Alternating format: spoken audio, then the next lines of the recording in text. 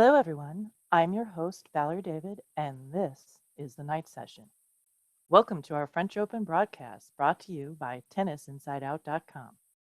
Those of you out there who are longtime listeners of the night session know that I began the webcast with Courtney Massey, who is now over at OutsideTheBall.com. So tonight I have a new partner in crime, and I will let him introduce himself to you. Hello everyone, my name is Peter, and I've been a tennis fanatic since 2005. Y'all may know me by my Twitter account at TieGuy84, but somehow it's locked right now. Anyway, I'm a huge Andy Murray fan, and I've been on the Murray coaster since 2007.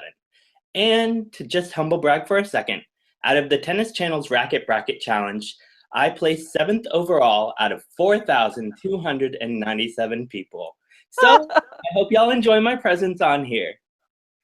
That was a great humble brag. Yep. I love the timing too of we're doing this big podcast and haven't done a night session in a while, and you get locked out of your Twitter account. I know. I was like, y'all know me, maybe. Y'all know me, but you can't look me up right now. That's you wanted to stay totally anonymous. Yeah, pretty much. You just locked up your account so no one can find you. So we have a lot to cover. Those of you familiar with the night session know that we always have a lot of tabs, and tonight is no exception, but we are going to try to breeze through them as quickly as possible so that it's not a 24-hour podcast. So we're starting out Sunday night. Hopefully we'll finish before Monday. We're going to start with, of course, the big news. Rafa has won his 10th Roland Garros. Rafa fans, Rafa himself, and I were all in the same position at the end of the match. Because as being a Stan fan, I, of course, was rather upset with how this match went. But Rafa had a ridiculous tournament. He just bowled right over everybody. He didn't even break a sweat. It was pretty unbelievable. He was playing vintage Rafa tennis that just sucks the life out of anybody. You hit 12 winners and none of them are winners. And he just didn't even honestly seem to be trying that hard. I mean, he was just really playing at an optimum level. So, Peter, what do you think? Yeah, it was very effortless. It was pretty much, I believe, 35 games dropped. He lost no more than 4 games in a single set. I believe he beat Nicolas Basilashvili by 6-0, was it 6-1? And it was just, 6-0, 6-1, 6-0. So, yeah. I mean, it was effortless for him. So, yeah. And Basilashvili is he's not a terrible player. I mean, no, he's a ranked player. Yeah. Yeah, but it's got one game. It's you want to just go stick your head in a bucket after a match like that. I mean, yeah. And no one particularly did any better. It was you kind of just kept thinking, you're like, what's wrong with all of these guys? And then it just kept happening to everybody all the way down the line. RBA, who is excellent on clay and actually all surfaces, he does a good showing on. He's a steady, solid player. He's really formidable on clay and defense. And, you're like, well, he'll be able to do something. And I don't think he even saw a break point. I mean, it was just it's just craziness. Yeah. So 6-2, 6-2. So yeah, pretty bad. Yeah. So it's just well deserved from Rafa. It's there's no asterisks or anything like that. Everybody likes doing that on slams. I mean, he just dominated from beginning to end. I mean, that's another thing. It's Rafa previously had been known for kind of playing his way into tournaments. And he was just fucking from the get-go, he was awesome. So, yeah. Congratulations to my Rafa fans. This was pretty amazing. And for Fedel fans, 2017 has also been amazing. It's just been, all Roger at the start of the year and all Rafa in the clay season. So it's going to be interesting to see if they just take turns again. Yeah. or if someone else is going to step up, someone else from the Big Four, somebody new. We'll see what's happening. But over on the other side of the net, this is what was happening to poor Stanley. Oh. Which, you know, I had a fear about this, because Stan does have his game is kind of like on a knife's edge. He has to have everything kind of be perfect and fall into, like, his body has to feel good, the environment has to be right, his brain has to be in exactly the right space, which I'm not sure he even knows exactly how to get there. He just kind of has to wiggle around until he finds it, you know? And so it's like when it's all comes together, it's fucking brilliant. And he just never got there in this final. And I mean, a big part of that, he said it himself, is that once Rafa gets you, you know, he just gets more and more aggressive and you start to back off more and more and then you're dead. Yeah. And that's kind of what happened to Stan. It was just like he honestly wasn't playing poorly.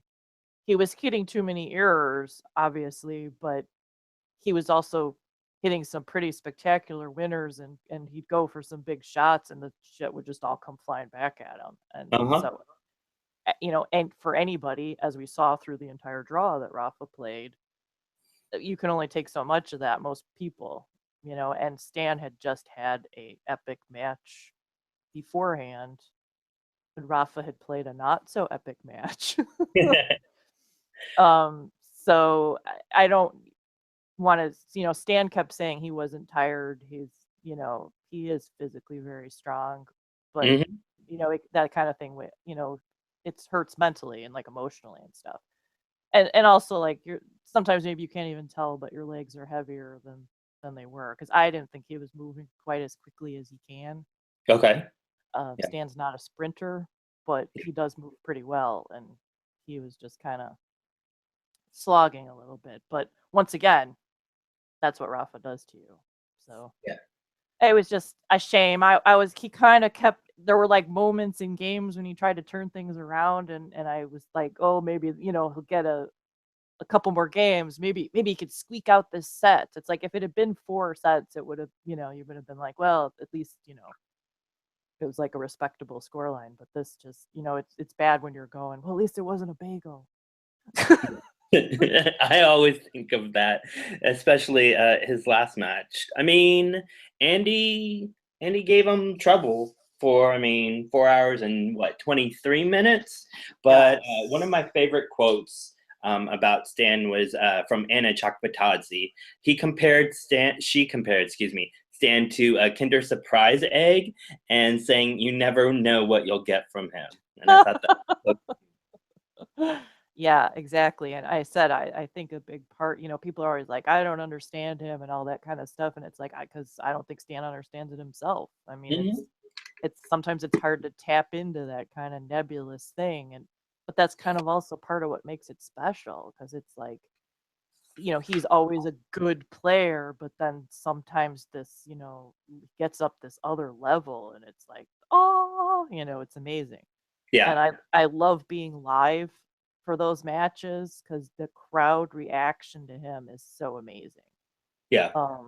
His shots are so explosive in person that it just like knocks the wind out of you. It's pretty incredible.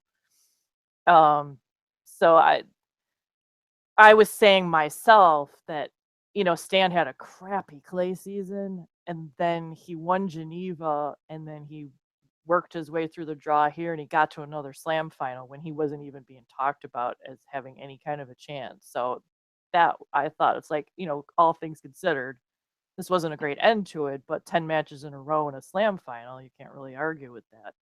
Yeah. But there was I thought he had a chance. I really did. And I mean, that's why I put him against Rafa in the final, because I mean, he's been there before. So I don't know. Well, I know the few people that were counting him out, and I'm like, why? So, yeah. Right. And it was one of the quotes that came out of press was, you know, they kind of broached the same kind of thing, like, well, are you at least happy with that you got to a slam final? And And and Stan said, "I'm not happy, I'm quite sad." Yeah. And it's like, "Oh, poor Stan." Yeah. But, you know, it I talked about this, I think, in a podcast before about, I think it was Lucas, Lashko one time that said that he used to watch Rafa matches, and he would always talk about the other player and go, "What's wrong with him? What's wrong with Federer? Why doesn't he do this tactic or do this or that?" And he said, and then he finally actually played Rafa. And he said that, the ball hit his racket and like exploded Oh, and wow. knocked him over. And he Uh-huh. was like, "Oh, I get it now." That's how I've always felt with Roddick and Federer matches. I'm like, Andy's just standing there, like, what? Do something. And I'm like, Yes. don't approach the net. Don't approach the net, Andy. And then I'm like, yeah, now I could understand that. That's a good quote, Lucas. Yeah. Yeah, Lashko. It's like, that's what it is. It's like it's easy to sit in your armchair and go, "Why didn't he go to the left? Or why didn't he go cross court? Or why didn't he volley more?" And it's like Mm-hmm. every time Stan ran close to the net, he'd have to run right back again because Rafa was pummeling the ball. So I mean, it's like you can objectively see what a player should be doing, but if you're not out there in front of 10,000 people and all the TV cameras and expectations and all that kind of stuff, and this stellar player across from you, Yeah. I try not to judge people too much. It's like you get disappointed, obviously, but it's like I'm not going to be sending him hate mail.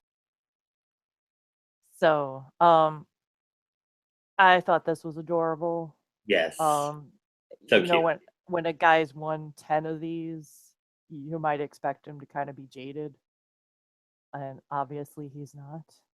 Yeah. And I thought it was interesting because McEnroe interviewed him afterwards, and he kept trying to get him to say like, you haven't won a slam in 3 years, and were you thinking you wouldn't be able to win another one? And Rafa was just like, it seemed like it never had crossed his mind. Mm-hmm. He said, he says, well, he says, he says, every match we play, you don't know if you'll get to play again. It's part of the sport. You might break your Yep. leg and then that'll be it. Yeah. But he said, but he always felt that, if he got his form together, that he'd have a chance. So, um, he's, was still really excited about this. And, um, I thought it was cute and pressed too. He had said his favorite number is actually 9, but if it gets to 10, that'd be okay too. Yeah. So that was some Rafa cuteness. And here's some Stan cuteness. This was on his Snapchat where he hangs out most of the time now. We miss him on Twitter. But this is Stan's fabulous sense of humor. Little pouty Stan in his tray. Uh-huh. That is always one of the things I love about Stan is that he can still have a sense of humor about it. It's like he's wrecked, Yeah. but he's not gonna carry on about it. He's like got self-deprecating humor, which Mm-hmm. is is something I enjoy. So he's cute, Stanley. And straight and of course it's going to ATP Thirst. Exactly. I was like, follow and notify me when you tweet. Yeah. Yeah, this was something that I didn't get to see. I kept getting people on my timeline were going, "Oh my God, Stan's wandering around, off court with his shirt off," and I'm like, "Of course, I'm watching commercials or whatever crap they had on between sets." It's like, so I was extremely pleased that someone took this screen cap. Uh-huh. Looks fantastic. And I'm still mad. He was supposed to do an underwear promotion. And Y'all have been talking about that forever. I don't even know what the brand is, but I don't think they'll ever do it. it's I don't even know how dehedral. to pronounce it. Yeah. It's dehedral, and it just must not have happened. But Yeah. I don't understand why they wouldn't answer people and go, the campaign, has been shelved, or we've Mhm. gone another way, or we're saving it for another year, or it's like, just give us something. They just ignore it to, like, hopefully they'll just pretend it never happened. Yeah. Which just the only thing that they had said originally, it was supposed to be for a print campaign. Yeah. So it's possible that it just turned up somewhere that we didn't see. It was in Switzerland, or, somewhere in Europe or whatever, and it's just not something that you can get online. I Huh. mean, but once Surely again, somebody would have seen it and then been, like, posting it all over the internet. I you would mean, I think, know he's not Rafa level status with the Hilfiger underwear, but right? still. That you would think, and it's especially mad because this Dihedral is they really don't seem to know sports underwear. Okay. And when Stan was first wearing their stuff, it was like Rafa. He was just, like, picking it out of his butt, like, through the entire match, which is not something Stan does. It was like, "What is wrong?" He was grabbing the front, the back, the sides, the yeah, Mhm. and then when he'd bend over and you'd see his panty lines were, like, completely fucked up, and, it was just like they didn't understand that it has to be a certain kind of fabric and cut and all that kind of stuff to be good for sports, and they seem to have gotten their act together more, so he's having less problems now, but there's still a little bit high cut in the back, but, it's nice and cheeky, I guess. Uh-huh. Um Very easy.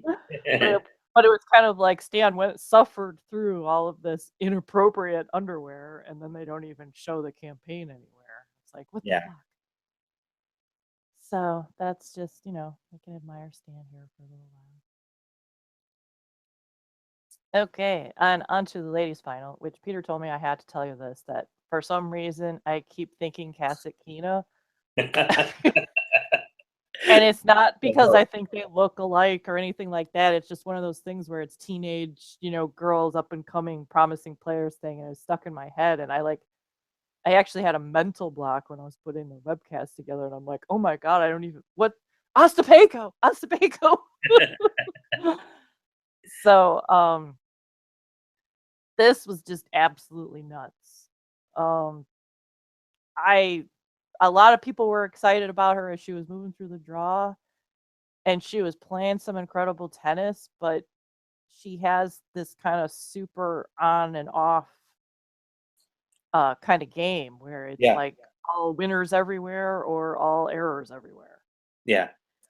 And One with 54 errors and 54 winners. So that's yes, nice. yes, but not that different from Stan. It's Oh.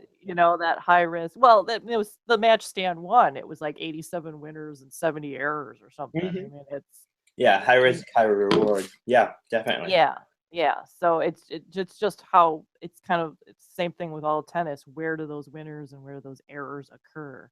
Yeah. If all the errors are on when you're about to be broken, you're gonna lose the match really badly. Yeah. Um, and that was kind of the way this match was looking. Um, and then I was really impressed because she looked nervous and frustrated, and Simona was just like solid, just bam, bam, bam, bam, and it's like this is gonna be over, and this gonna be a crappy final after all these great women's matches for 2 weeks, and it was like really upsetting because Yeah. it's like it would have been fine if Simona would have been worthy of the win, but it's like we don't want this girl to get blown out. That's awful, and all of a sudden she kind of started controlling some of the points and get in like 2 points here and then 3 points the next one, and she just completely turned the whole match around after looking like she was gonna get blitzed. Yeah. And in the press, Simona said she was hitting very strong. At some point, I was like a spectator on the court. Oh, which again, Stan can identify with. yeah. Everyone was a spectator against Rafa. It was Yeah, it's domination. yeah, it's just, and you mean you can just see them. They're just standing there, and the ball is just flying right past them. Um, so This was also my pet peeve about this, is that thank you Adidas. The two finalists had the exact same outfit on. Uh-huh. Yep.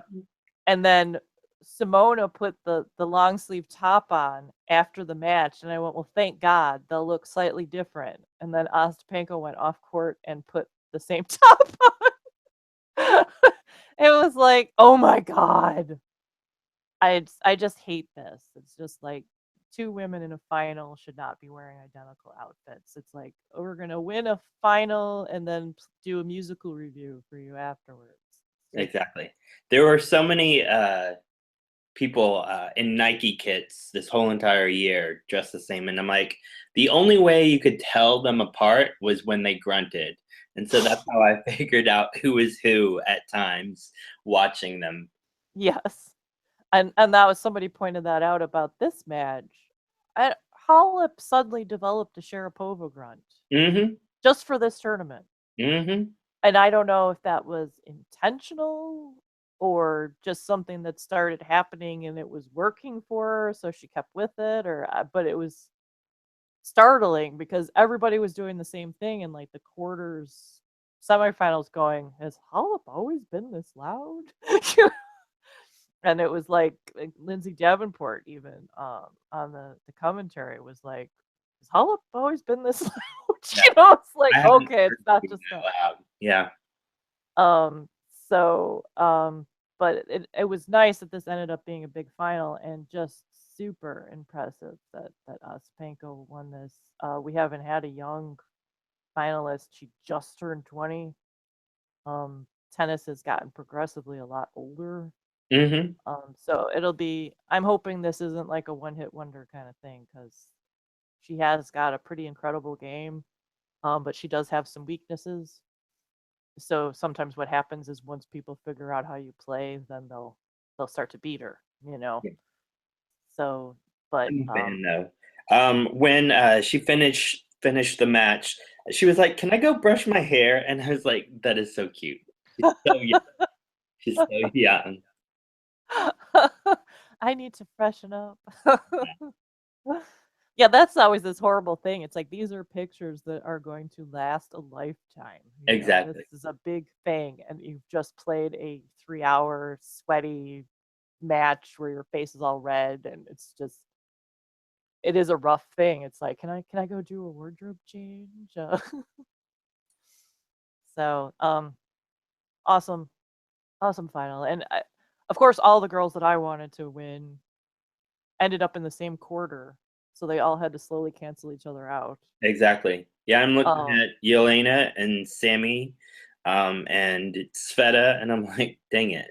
Yeah, it was just like, it was a totally unexpected, not the final I was looking for or whatever, but it all turned out pretty awesome. Yes. And here in other news, we skip on to this fantastic shot of Ryan. Thanks to Peter for sharing that with the webcast.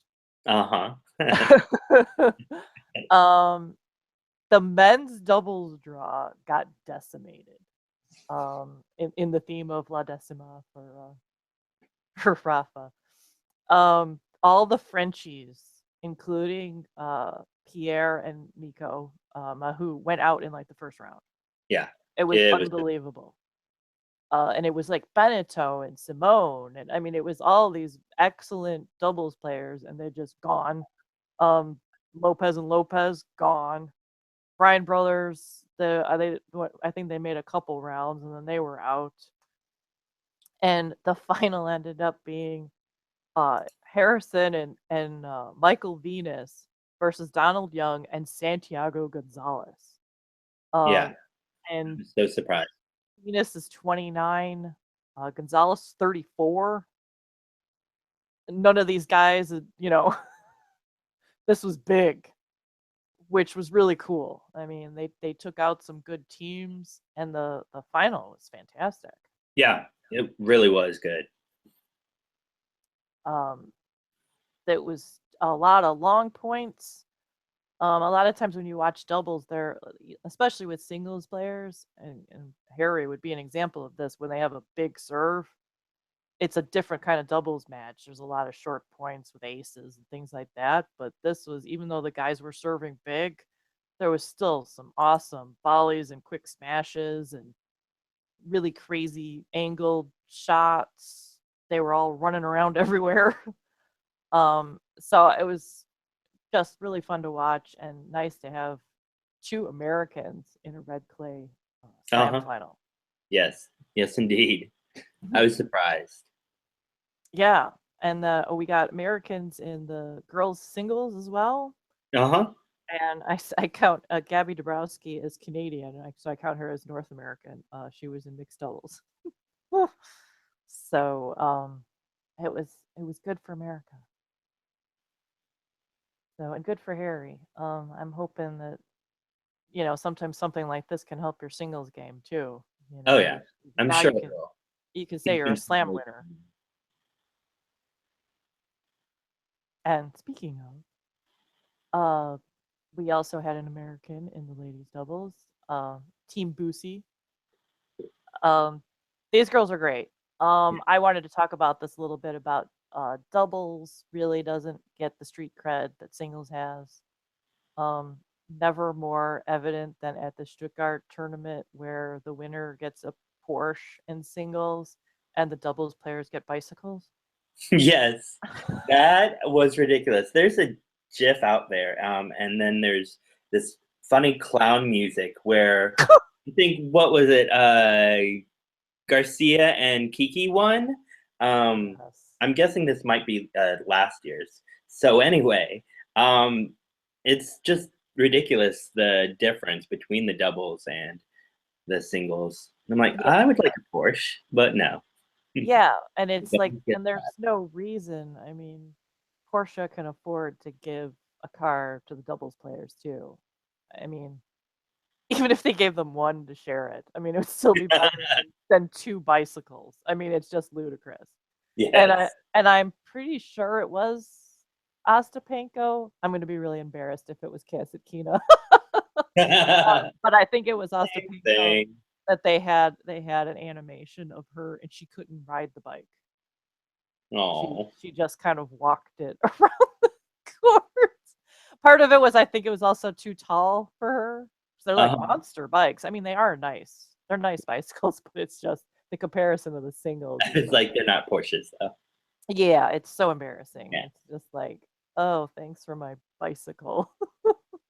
But yeah, the thing about doubles that I was talking about this in our run through with Peter about that, the men's doubles, a lot of times it's kind of a lot of older guys who are like super dull. I'm sorry. Part of I liked a lot of them. Yeah, it's like the part of the sport is about entertainment. And the first tournament we went to in Cincy, the Bryan brothers were playing. And I'm like, I wasn't that into the whole Bryan brothers phenomenon. Like, I didn't get it. And I went, you know what? Let's go see them and see what the fuss is about. Because at that time, people were really crazy for them. Like American icons kind of a thing. And so we went and watched the match, and it was freaking amazing. They were so synchronized. They're super energetic. They were bouncing around and doing everything in unison and, hitting cool shots and kind of revving up the crowd.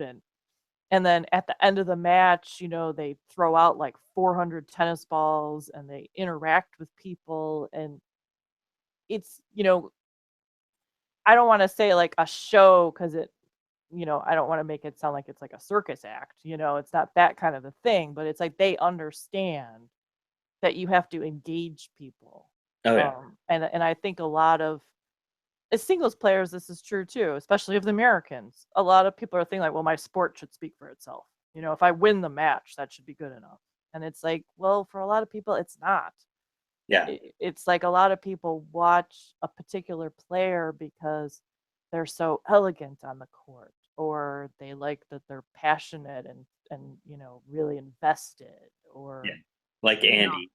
Like Andy, exactly. I mean, some people, love it or hate it, but he's in, there's something to watch, it's and something to make you care, either way about him. It's like, oh, he's really invested in this, or oh, he's having a bad day, or because that's the thing about fandom is you kind of like to feel like you're part of it. If you're, if these guys are just kind of engaging themselves and you're just on the sideline, kind of like looking in a fishbowl, it's not really that much fun. And that's when you get those matches that are super dead and the audience is kind of just looking around and talking and knitting and whatever the hell people do at tournaments sometimes, But the Bryan brothers totally got that. They really, got people excited about doubles. And if there were like 10 teams like them, I think doubles would be a lot more popular. And I think Bethany and Lucy are like that too. I mean, they had a coordinated dance number that they did at the end of the, tournament. They have a lot of fun with each other. They really just seem to enjoy being out there. They're colorful, they're fun personalities. They're fun in interviews. And it's like, we need more of this. It's like the players have to acknowledge that you kind of have to give people something to get excited about tennis. Yeah, Bethany is definitely colorful with her outfits and her personality and her hair. Yes. So, yeah. and I like that she's got more finesse now. I love that she got a sponsor now and it fits her personality, but it's more professional looking. It's not like something she hacked up with scissors. Yep. This is true. So, it works. I mean, I know a lot of people liked her just the way she was, but I kind of like this now, like slightly more polished individuality. Yeah. So, but I said if we had a bunch more of this, I think people would be more engaged with doubles. And that I do appreciate that like Tennis TV this year has, and last year too, they picked up more of the doubles matches in the Masters tournaments and things like that, because they, it's like you can't get people invested in something if there's nowhere to watch it. So that's been helpful too. Yeah. Which is, we could say that about all of women's tennis, but that's a whole nother topic. This is all the we want to talk about, like the best of the rest kind of a thing. I personally was, there were a few disasters, like Kerber going out in round 1 rather meekly to Makarova, which if she had gone out to Makarova, it wouldn't have been so bad because she can kind of be a stumbling block in draws for a lot of people. But it was 6-2, 6-2. I mean, Curbs is the number 1 player. It's like, why? Yeah, that was really bad. Yeah, and Jeannie went out early. Madison Keys is still not quite ready from her surgery. She went out early. Yeah. Radwanska actually did good for her on clay. She got a few rounds in. Yeah. I can't really. Clay is definitely not her surface. No. But she got murdered by Cornet, so that was not pleasant. One of my favorite matches was Timea Kiki, of course, because it was another thing where Baczynski is a really talented player with a lot of variety. She hits a lot of slice shots and things like that, and which is not something you see a lot of in women's tennis.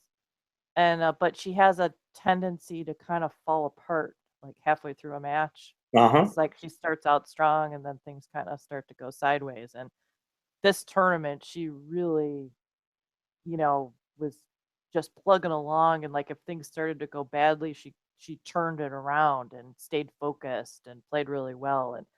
And she took out Kiki in straights. So I mean, this was really an impressive tournament for her. And I thought it was funny because she said that she was going to get the same tattoo as Stan about the fail better.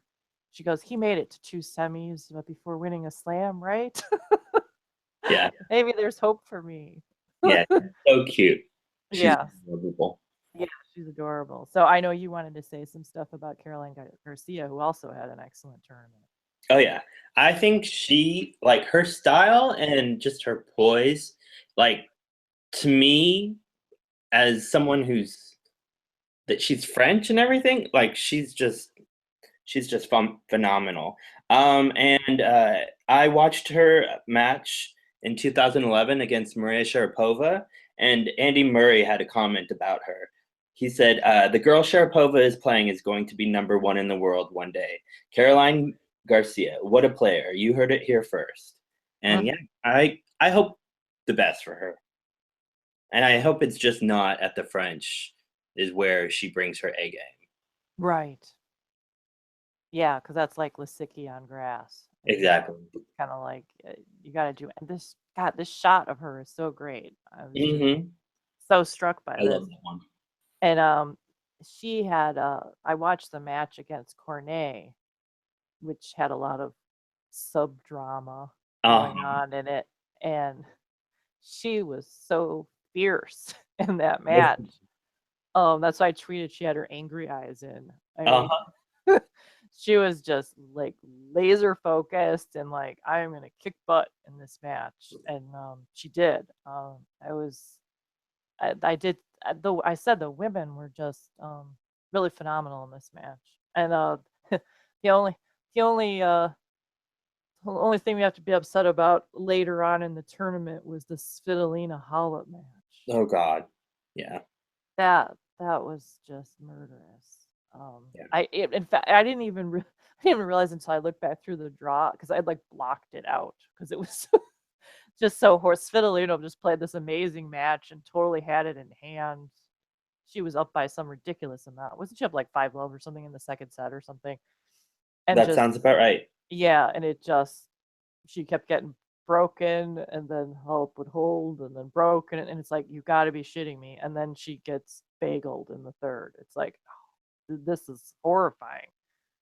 So she's going to be scarred by that for a while. I hope that she'll figure out a way to, like, look at what went wrong and don't do that again. I would hope, like with Elaine or Alina, a lot of people call her Elaine, that I feel like she has enough poise to carry herself through. Like, her press conference wasn't that negative, but still, I mean, it was insane. Like, the horrible end result is just horrible. And a friend of mine, he is on the Murray coaster as well, and he gifted one of the regular Murray coasters that we do. It was just like crap. It was crap at the end. It was just like she just went downhill way too easily. Yeah, no, yeah, it's like it was like the coaster just going right into the earth. just straight to hell. And I hope she didn't go online, just stay away from it, because people were really totally ticked off and whatever. And it's like, there were a lot of bagels in this tournament. Oh God, yes, way too many. Yeah, and what was really I don't know if it's more upsetting or less upsetting, because a lot of the matches were extremely good up until the bagel. It's like sometimes, like the 6-0, 6-1, 6-0, it's like, oh, that was just bad, but a lot of these people were like doing amazing and then fell apart at the end, which is kind of worse, because it's like some of those all bagel things are just somebody's just outmatched. Exactly. And I thought so many people were freaking out about Andy getting bageled by Stan, and I'm like, please don't let it happen, please. Yeah. He got that one game, and of course he broke Stan. Stan couldn't serve. Stan's at fucking 5-0, and he can't serve it out. I know, it was just bad. But yeah, I don't like bagels. It's even if my guy is dishing them, I don't like them. The only thing that I was hoping for a bagel in that Stan Murray match was because Murray had been playing so well that it's like, don't open the door, don't let. It's like you want to bagel Rafa, because it's like, if you give him even 2 points in a game, he could come back and win the set. So it's like some players, it's like once you're up like a break, you've won. But Mhm. some of these guys, it's like, just keep hitting the hammer down. But, usually it's like Roger, Bagel, Djokovic in Cincinnati. I didn't even like it. Even though I love Fed so much, it's like I don't like to watch somebody getting beat up that way. It's like I want a match.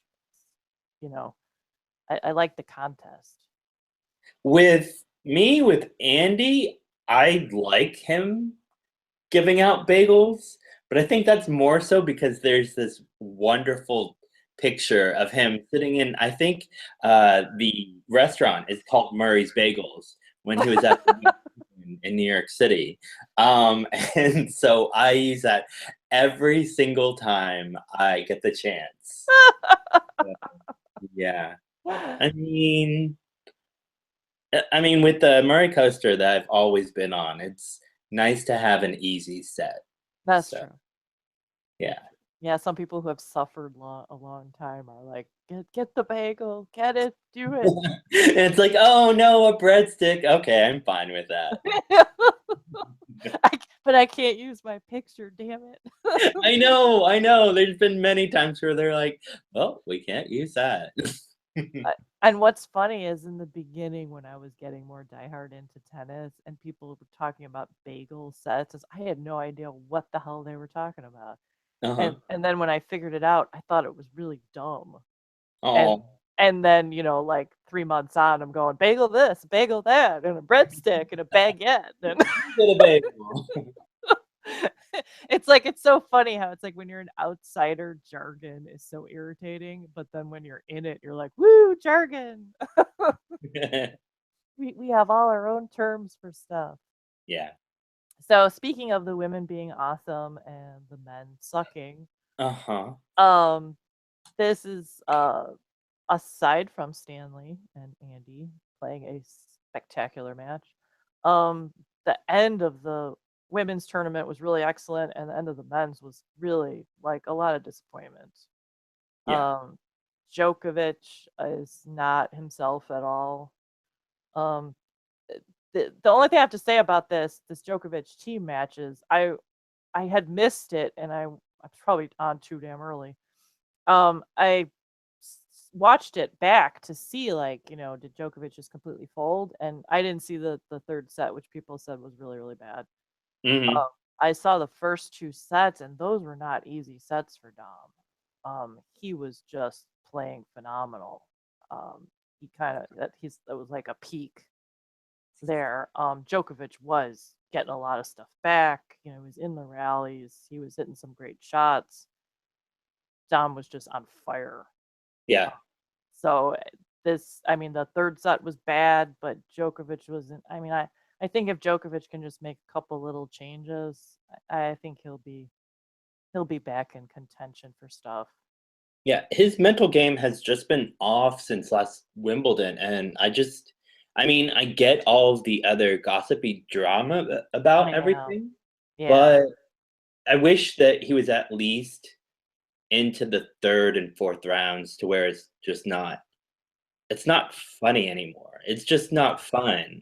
I mean, I'm sorry, as a Andy fan, and I used to love Novak until tennis Twitter and all of the Novak fans. I'm sorry, some of them are just mean. Yeah.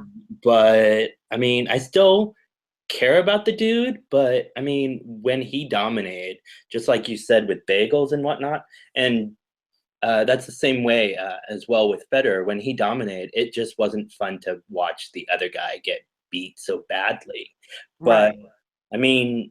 hopefully he'll be at his at least B game for Wimbledon, but not to beat Andy.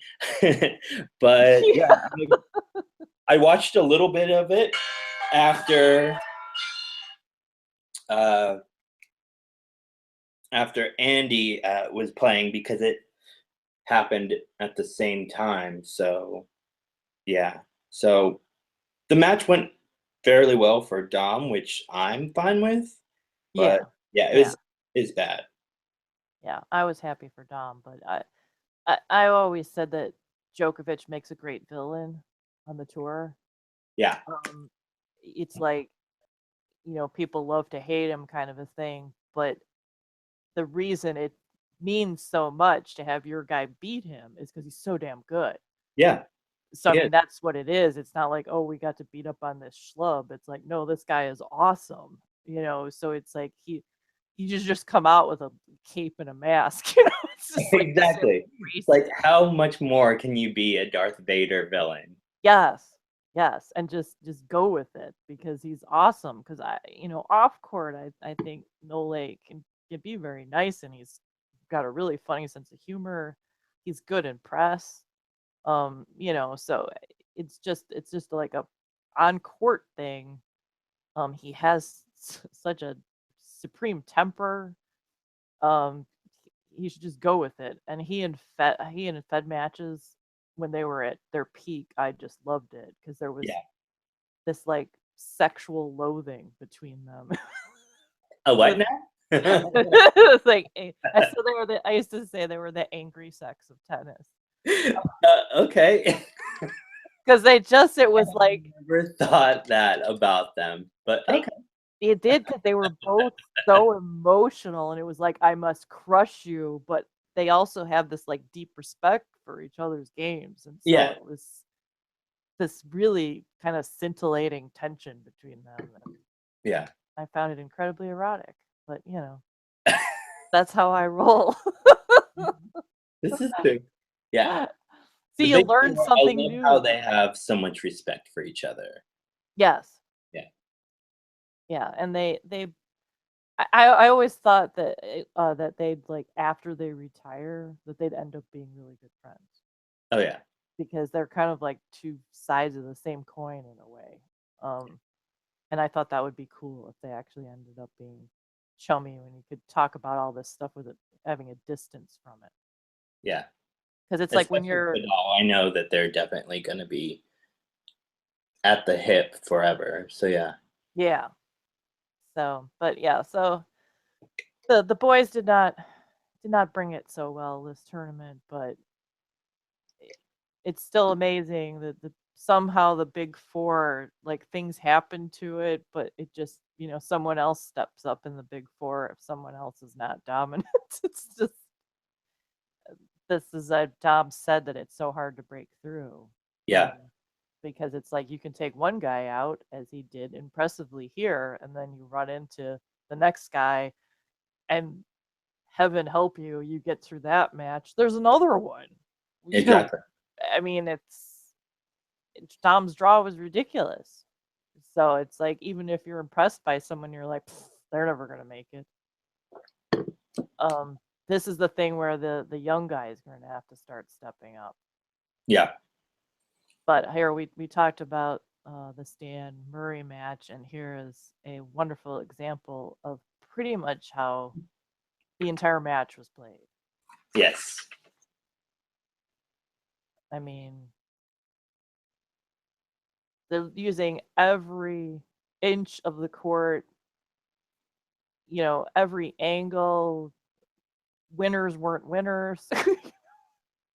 It was just incredible. And I mean, and Stan won this one. Murray won a ton of them. It was each set, either one of them could have won it. It was unbelievable tennis. Yeah. I tweeted out that there was excellent coverage by Andy, and a commentator said that like pretty soon after. And then after the result, one of my friends was like, "Do you mean Kofefi?" And I'm like, "Golly, no." I'm not even going to get into that political joke because it was just that. Yeah. That. From coverage to Kofefi. Yeah. It all went horribly wrong. Yeah. But here we'll play Andy's remarks after the match.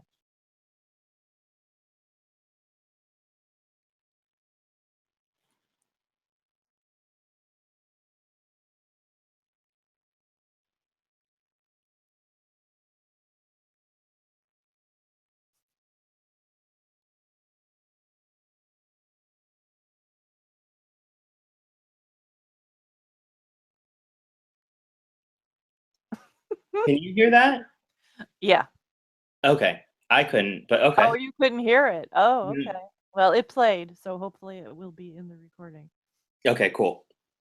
Um, yeah, just one correction, Stan won Geneva, not Vienna, but we'll forgive Andy for that. Yeah. Oh. I mean, with Andy, it was his fourth straight semifinal appearance and fifth overall. And so all of my friends, like, we were happy with him at least getting that far. There were some of us that were like, is he even gonna like get into the second round? And I'm like, hey guys, let's have some more hope for that. Yeah, Yeah. yeah, Let's have some faith. exactly. And I loved a lot of his quotes. One of them was, I turned my form around really, really well and ended up having a good tournament, all things considered. And I mean, especially when he said that he was playing garbage before that. So, yeah. And I don't know, it's everything always sounds funnier to me with the accent. Mm-hmm. Because, American will be like, I came in playing like garbage. And the Heroes is, I'm playing garbage. It's just like, it's just crap. So, and once again, we talked about self-deprecating humor. And I was, this is how my husband delivers jokes that always just slays me. It's like he's just talking normally about everyone's fabulous performance, and then he just throws this in the same exact tone, so you don't know that something funny is coming, and then it just smacks you upside the head, and I love that kind of humor. Yeah.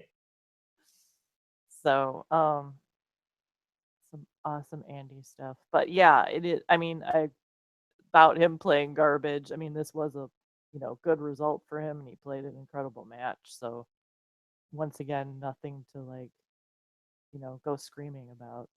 And yes, Peter wanted us to show this one too.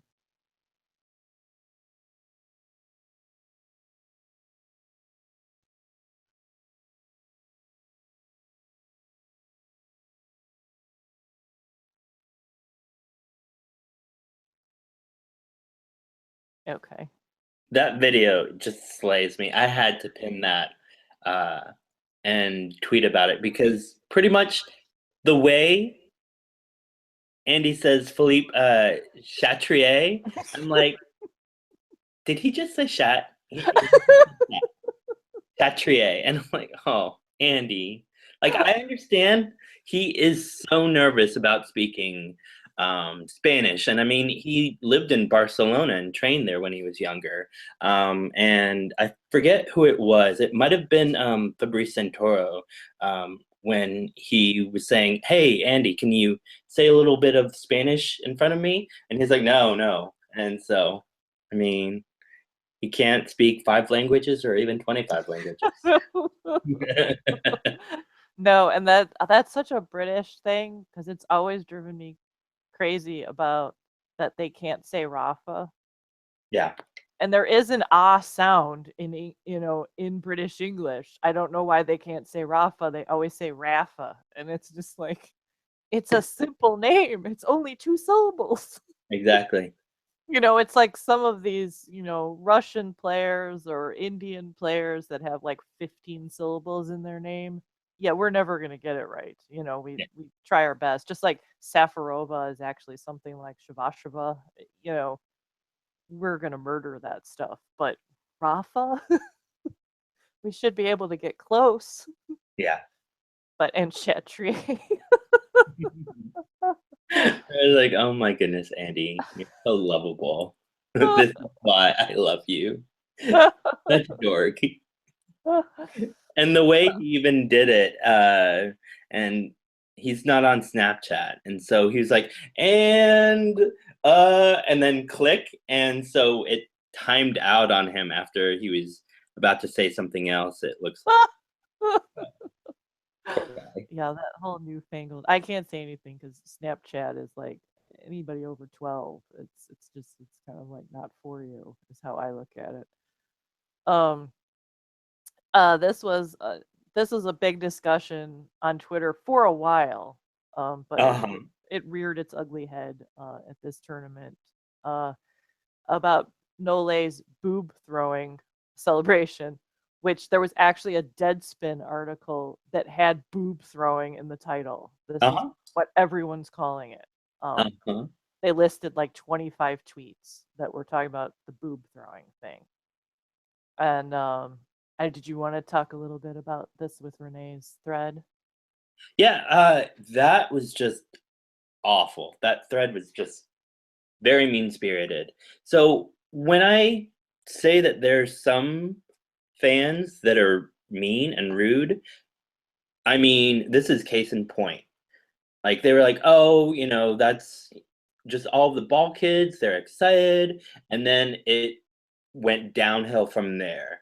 To the point where one guy was like, why don't you get laid, Renee? And I was in shock. I was like, seriously, guys? Like, this is how you're going to react to somebody who wants to celebrate something, but you just don't like the way they're doing it?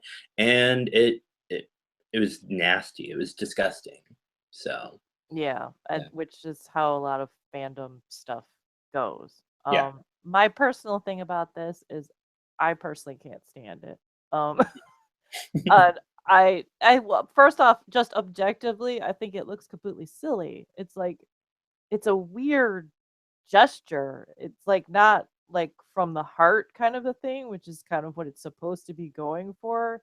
He just like pushes his hands towards the sides of his chest and flings out, and it's just like a boob throwing thing. It's bizarre. And what Renee was bringing up, which I also agreed with, is that he forces all the ball kids in on this. And I have actually seen tournaments where he's grabbed kids like from behind and moved their arms for them. Yes. And it's a little bit, you know, this is a top player, so these kids don't feel that they can say no. So even if they don't want to participate, you know, they still have to. And it's, you know, to me, it's like ball kids, lines people, umpires and stuff are supposed to be neutral. And, you know, Nole fans are all like, oh, but the ball kids love it and it's about peace and love. And it's like, well, would they be reacting the same way if Stan got all the ball kids together and they all pointed to their head simultaneously? Or Rafa was forcing them to make bullhorns? Or, you know, it's just like, you know, it's like you always have to think about, okay, if another player was doing this, how would I feel about it? Because we all love to explain away everything for our players that we like. Yeah. I mean, I get the fact that there's some ball kids that like want to be in that limelight and like be with a number 1 or number 2 tennis player. But yeah, when I've seen him grabbing people and like moving them over, it just looked too rehearsed and a little forced, where it's like, does the ball kid want to like do that? Yeah, that's why I don't love it. So yeah, that's kind of that's a lot of people's criticisms about Nole is Nole definitely has a chip on his shoulder about that the other guys, namely Federer, but also Murray gets tons of love in England and Australia and all that. Yeah, and he always feels like, you know, he's done all these amazing things and it's still not enough, which I can totally identify with. Yeah, I mean, I definitely get the coverage, and since the BBC News and all of the English press covers Andy so much, there's such a tilt towards him during Wimbledon, and I get some complaints, but when it's rehashed over and over again, it's like, well, maybe there are faults with Novak, so. Right. Well, yeah, that's the thing, is like you have to acknowledge that there are some things about him that people don't like, and that's what it is. I mean, Roger and Rafa and Andy have spent years, you know, trying to do better with their PR and getting the right people around them, and Nole kind of wanted to go from, you know, not very well known to suddenly just like everybody wanting t-shirts of him and, you know, mobbing him at tournaments and stuff. And he does get a lot of love, but I feel like he's always like counting the receipts, you know, like they got 10% more love than I did. Counting the receipts, and honestly harassing the journalists saying, why didn't you cover this? Or why didn't you include them in this poll? And I'm like, just don't be petty about it. Like, be Yeah. humble. And I mean, he's an amazing player. Yes, he's going to be going down in history as one of the greatest tennis players, but you're marring his history, like, I mean, his place in history, excuse me. It's just bad. It's not a good look. There is a contingent. I mean, every fandom has a scary contingent, but Mhm. the Nole fans do seem to be quite intense. And I think part of that could also be because he very much embraces his fans and tweets out stuff to hashtag NoleFam and all that kind of stuff. And that makes people feel more invested and like that they have to protect him and things like that. And that's when the online stuff gets ugly because people Yeah. are investing in a stranger way too much. Um, but Nole does, they're kind of mirroring sometimes Nole himself because this is the problem people who are kind of neutral towards him have is they feel a lot of these forced celebrations and things. They had one tournament where he pulled a kid out of the crowd and was practicing with them, and then people found out later it had been staged. They'd picked the kid ahead of time, and it's kind of like Oh, he's okay. trying too hard Yeah. to get people to love him Yeah. when it's a kind of thing where obviously you do have to play to the crowd a little and go on talk shows and things like that and let people get to know you, but there's a line somewhere where you can't go too overboard where you're like, love me, pay attention to me, treat me better than other people. So, and I said, I just my personal experience in seeing Nole up close at tournaments, in the press room and stuff. He's like very soft spoken and polite, and uh, cares about the Serbian journalists that come out to see him and stuff. And it's kind of like people would respond more to that, I think, than some of this other stuff that he does. Yeah. So I'm going to now. We have more tabs, people. So I'm going to switch over and find the next tab that we want.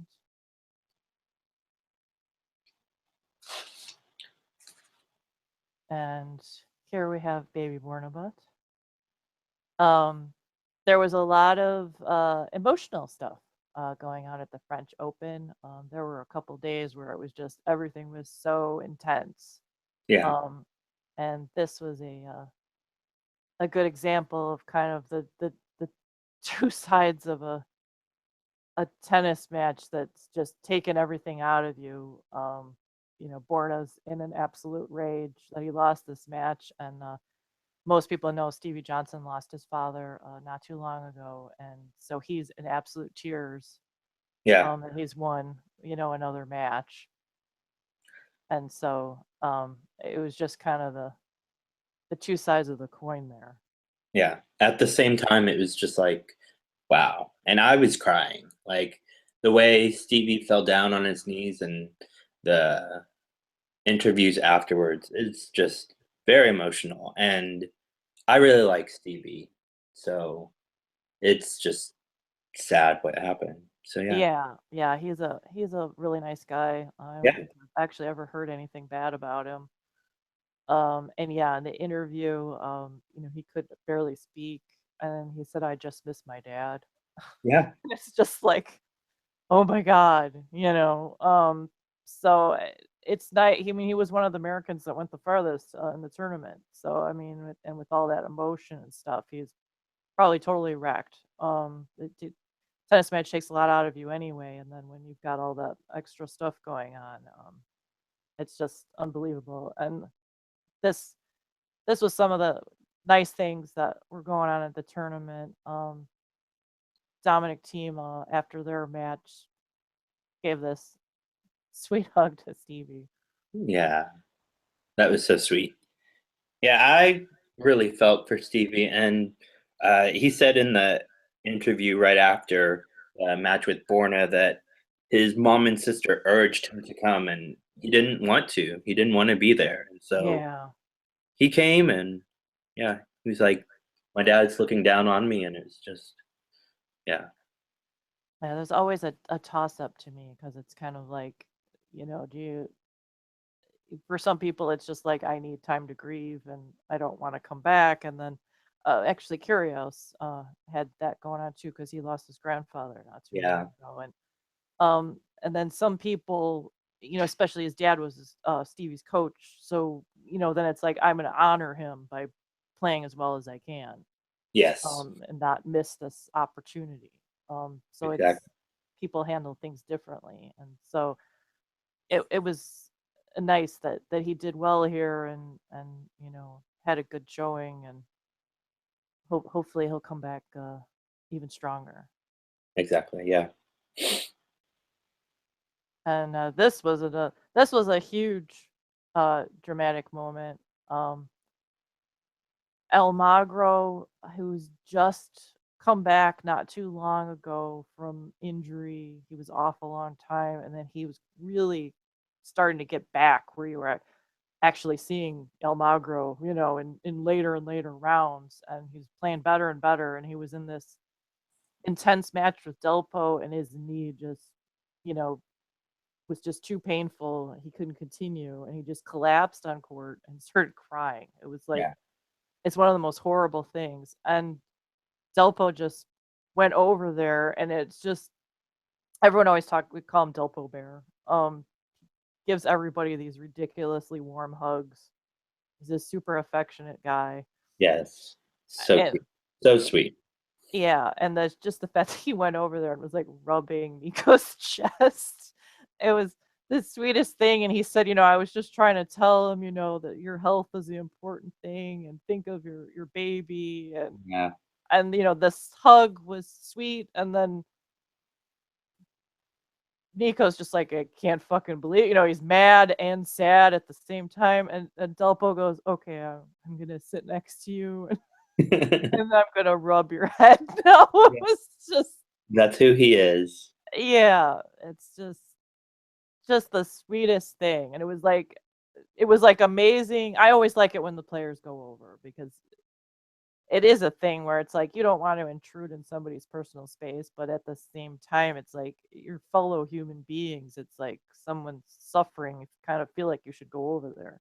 Yeah. And Delpo said he's known Nico for a long time, so he felt it was okay for him to, be close to him. And obviously Nico didn't mind. And you know, that's the kind of thing about playing singles is you are all alone out there. Hmm. So then when something like this horrible happens and then you're just still alone, it's nice when another guy can come over and be with you in this tough stuff. And like they were saying on the air, they're like Delpo knows how it feels, Oh God. Yeah. to be injured over and over again and finally make some headway and then be screwed again. Yep.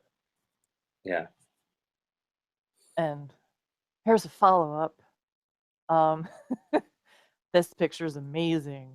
A lot of people were like, "Ooh, baby," and I'm going, "Ooh, cute baby." Oh my God, look at Nico's thighs.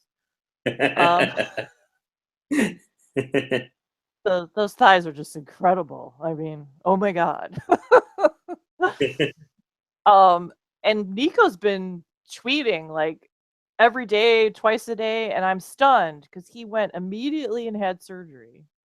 Yeah. And I was surprised that it was that immediate, but I mean, I guess some athletes just need that repair, just like Petra did. And right, so, right. yeah. But it's like he had the surgery and he showed a picture of him on crutches with the majority of his leg all, bandaged up and all this stuff.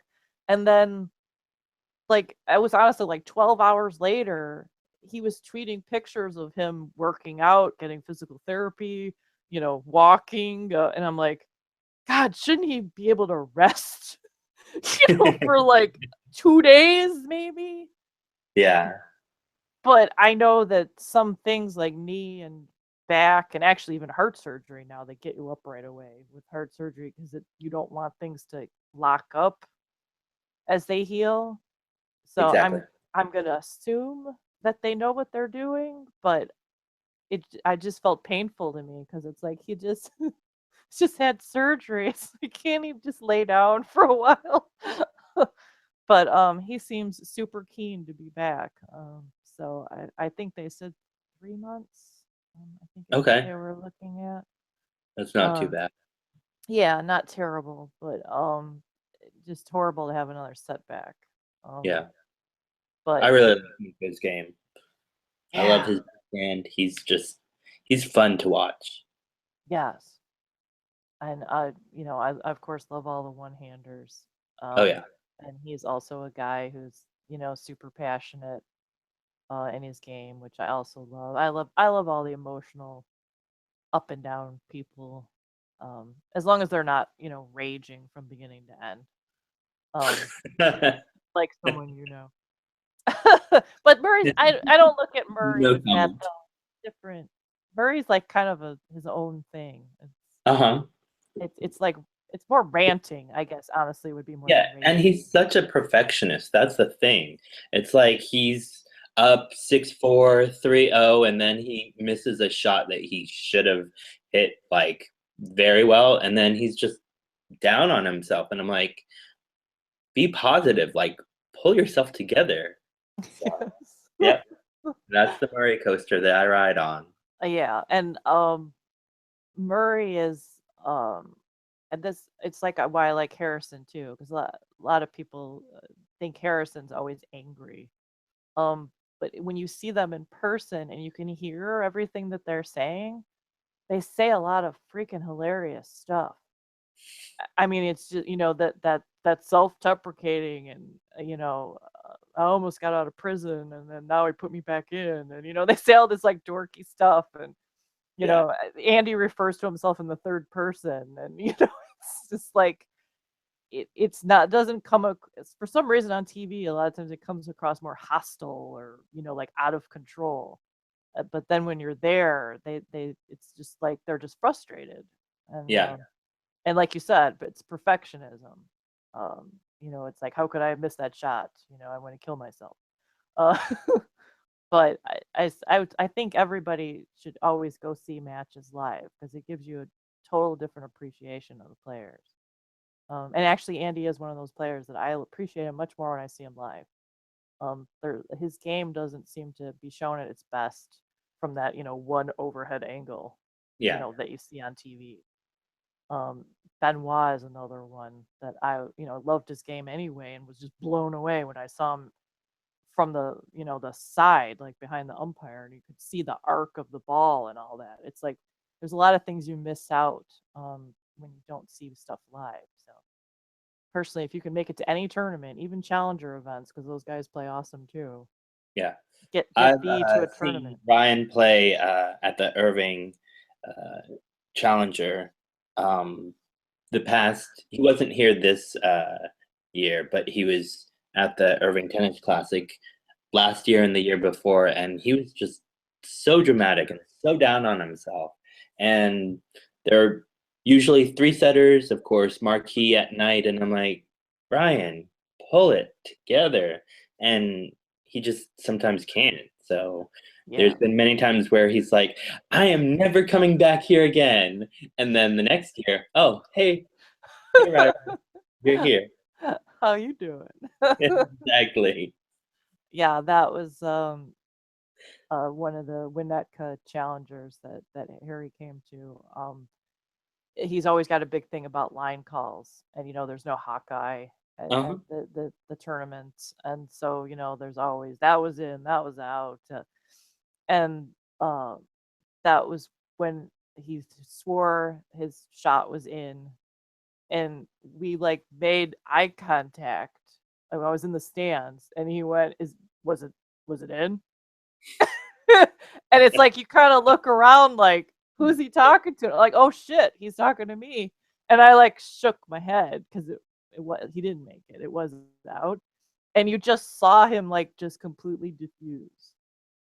And my friend John was sitting next to me and he was like, I think you just saved Harry from complete overload. Yeah. Yep. Because he just felt, he has a problem with injustice. Yeah. It's like everybody's against me. And then it was like, oh, a neutral party said I missed it. Okay, okay, I guess I missed it, so I can move on with my life now. Yes.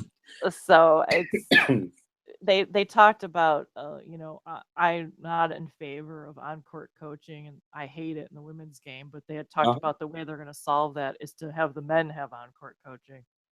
But honestly, maybe Harrison would be somebody who would benefit from that, because every once in a while I could have somebody tell him to calm, someone who could calm him down. Because a lot of players have trouble with that. It's like once they get on some kind of tangent, it's hard for them to come back. But Harry's actually been doing really well lately. Yeah. So, I'm sure Murray could benefit from the Lendl effect on that. Yeah. Yeah. But I don't like on-court coaching because to me, tennis is like a pure one-on-one chess match, like boxing, drag out until the last game, last point, last winner, last fault. Like it's just, to me, it's not good for the game, but I can definitely understand why people want it. But Yeah. that's Yeah. just Yeah, no, I totally agree. And I mean, we can see in the women's game that a lot of times it shows the ugliest side of people. And a lot of the coaches feel that they're on camera, and so they say awkward, generic things. It's almost like it would be better if they weren't mic'd, because then you might get some more useful interactions out of it. But they have this idea that people find it more entertaining. And I mean, obviously, we talk about some of these interactions, so maybe they're right. But I agree with you. I like that whole one-on-one thing, and I think that's why a lot of people get into tennis. I mean, there are some of the female players don't call their coach out during a match because they believe in being on their own. But I said as long as like when you watch Davis Cup and things like that, you can see how some players do benefit from getting a little nudge one way or the other in a match. But somebody like Stan, who you would think might benefit from that, I think it made it worse. no. Possibly for Stan. But one on-court coaching that was so entertaining was Madison Bringles. You may have seen it. Like it's been retweeted out like forever. And Nicole, I forget her last name. I don't even know how to pronounce it, to be honest. But she's a doubles player, and so she coaches Madison. And so Madison is like, I'm playing like crap, aren't I? And she didn't use that word. And Nicole is just like, yeah. So. Yeah, there have been some funny exchanges. And one of the players' coaches came out, and I think he was like a guy who was subbing in for the regular coach, and so he just started talking about like stock tips and recipes and like really goofy things, just to get her to laugh and stuff and calm her down. That was his tactic, but it was this ridiculous ridiculous stuff. So it's like sometimes it's just, why do we have this? But going back to we were showing some of the nice things about tennis. Petra, after her accident where she got robbed in her home and attacked and had to have major surgery on her hand, reattaching things, which just sounded like career killing. It was really scary. Yeah. But she had this ridiculously positive attitude. She came back what was it, 6 months, I think they said was the best prognosis, and she came back in 6 months. She won a match, and then she lost to Bethany Maddox-Sands, who's been playing well. It was actually it was a tight match too. And Kvitova was really frustrated at the end of it because obviously she would have liked to have gone at least a little further. But it was really sweet because Bethany just threw her arms out in the air at the end of the match, and she and Petra had this really sweet hug and talked and stuff. And I think it actually made it a little better for Petra you know, because it's like people are happy to see her back. We kind of lost a lot of the top names in the women's sport all at once, and so it's nice to have Petra back, and I'm hoping that hand is going to work for her, because that was a tough thing to happen to your dominant hand. I mean, Yeah, I love Petra, and I think she's going to be good on grass again. And I think she can do damage to the draw this year, and I hope she does. I yeah, really hope she does. So yeah. If anybody deserves a like triumphant return, it's her. yeah, Yeah. it's Petra. And this is I got to give a shout out to Natasha on Twitter. She sent me this because she was upset that you know, Delpo was getting a lot of play for being a great sportsman with Almagro when he was injured, and she said that Stan had done the same thing in Geneva, playing Dutra Silva, who screwed up his ankle. And you, Peter, you said you saw this. Yeah. I saw that, and it was bad. So Stan was so cute, and he brought an ice bag out to him, and he was just very caring and nurturing. And I'm like, this is what this sport is about. And so, Right. yeah, Um, I I love Stan quite a bit more after this, more than I already do. So yeah. oh. Yeah, it's not, I said it's not a lot of times that I know I talked about this when a long time ago when Rafa had that when he cramped up in press, and it was so weird to me that like a whole room full of people just sat there and looked at him. Yeah. And And he's gliding down on the chair, and I'm like, is anybody going to do anything? No, nothing. yeah, and it was, and what it is like then when once you kind of get in there, you realize that there's all these like rules, like don't touch the player, don't go near the player, don't whatever, you know, there's it's this weird separation of things.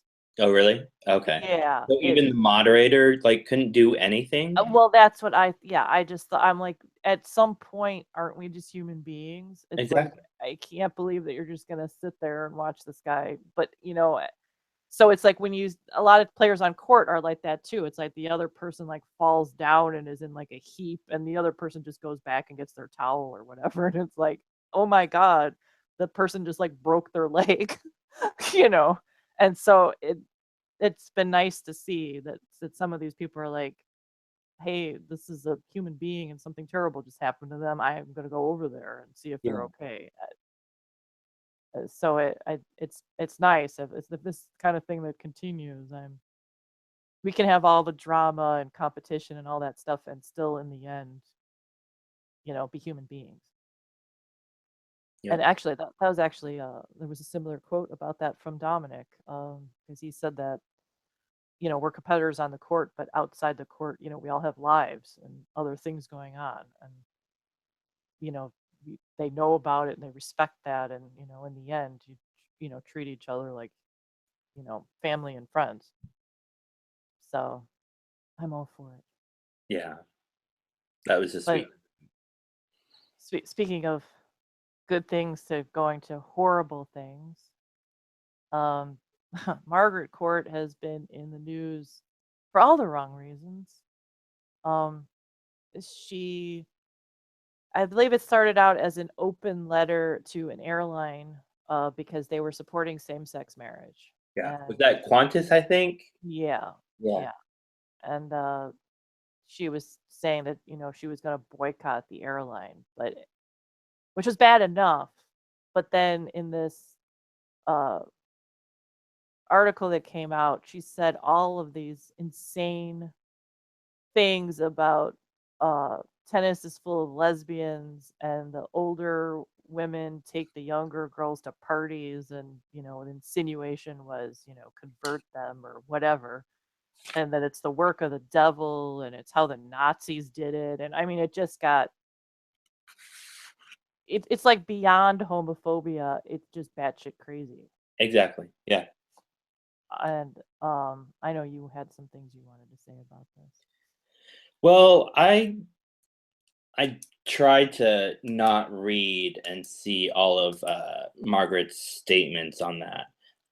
What I did love was the pushback from pretty much every single player that was asked about it, and John McEnroe made a great video, and so his statements on it was quoting it. The way I see it, there are three options. Number one, this is true, and who gives a crap?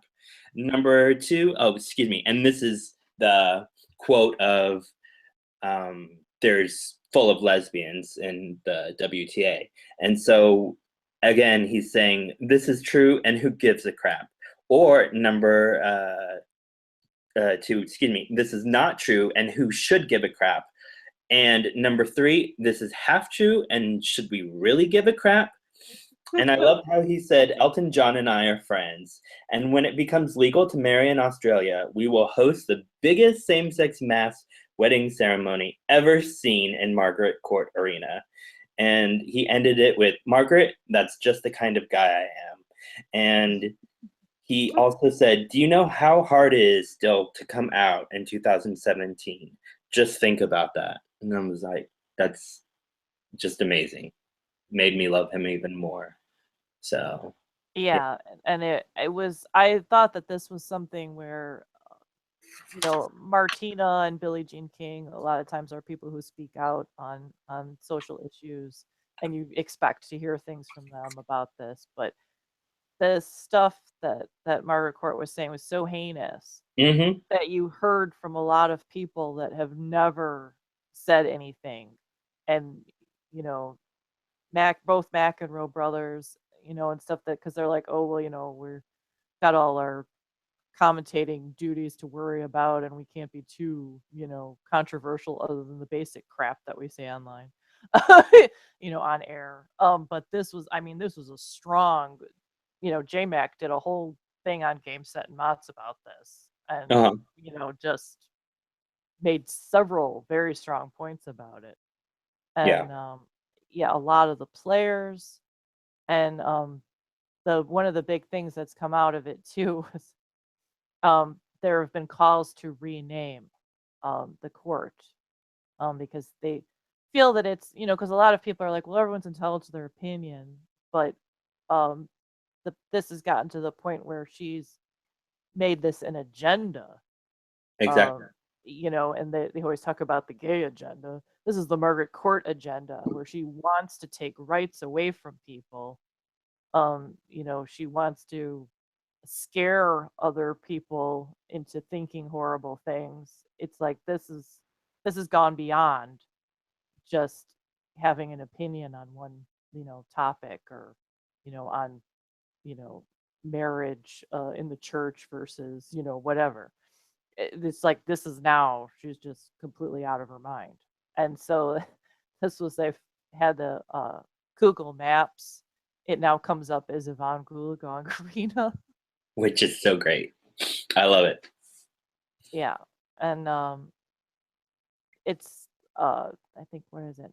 Andy Murray's got a quote down here too. And he says, I don't see why anyone has a problem with two people who love each other getting married.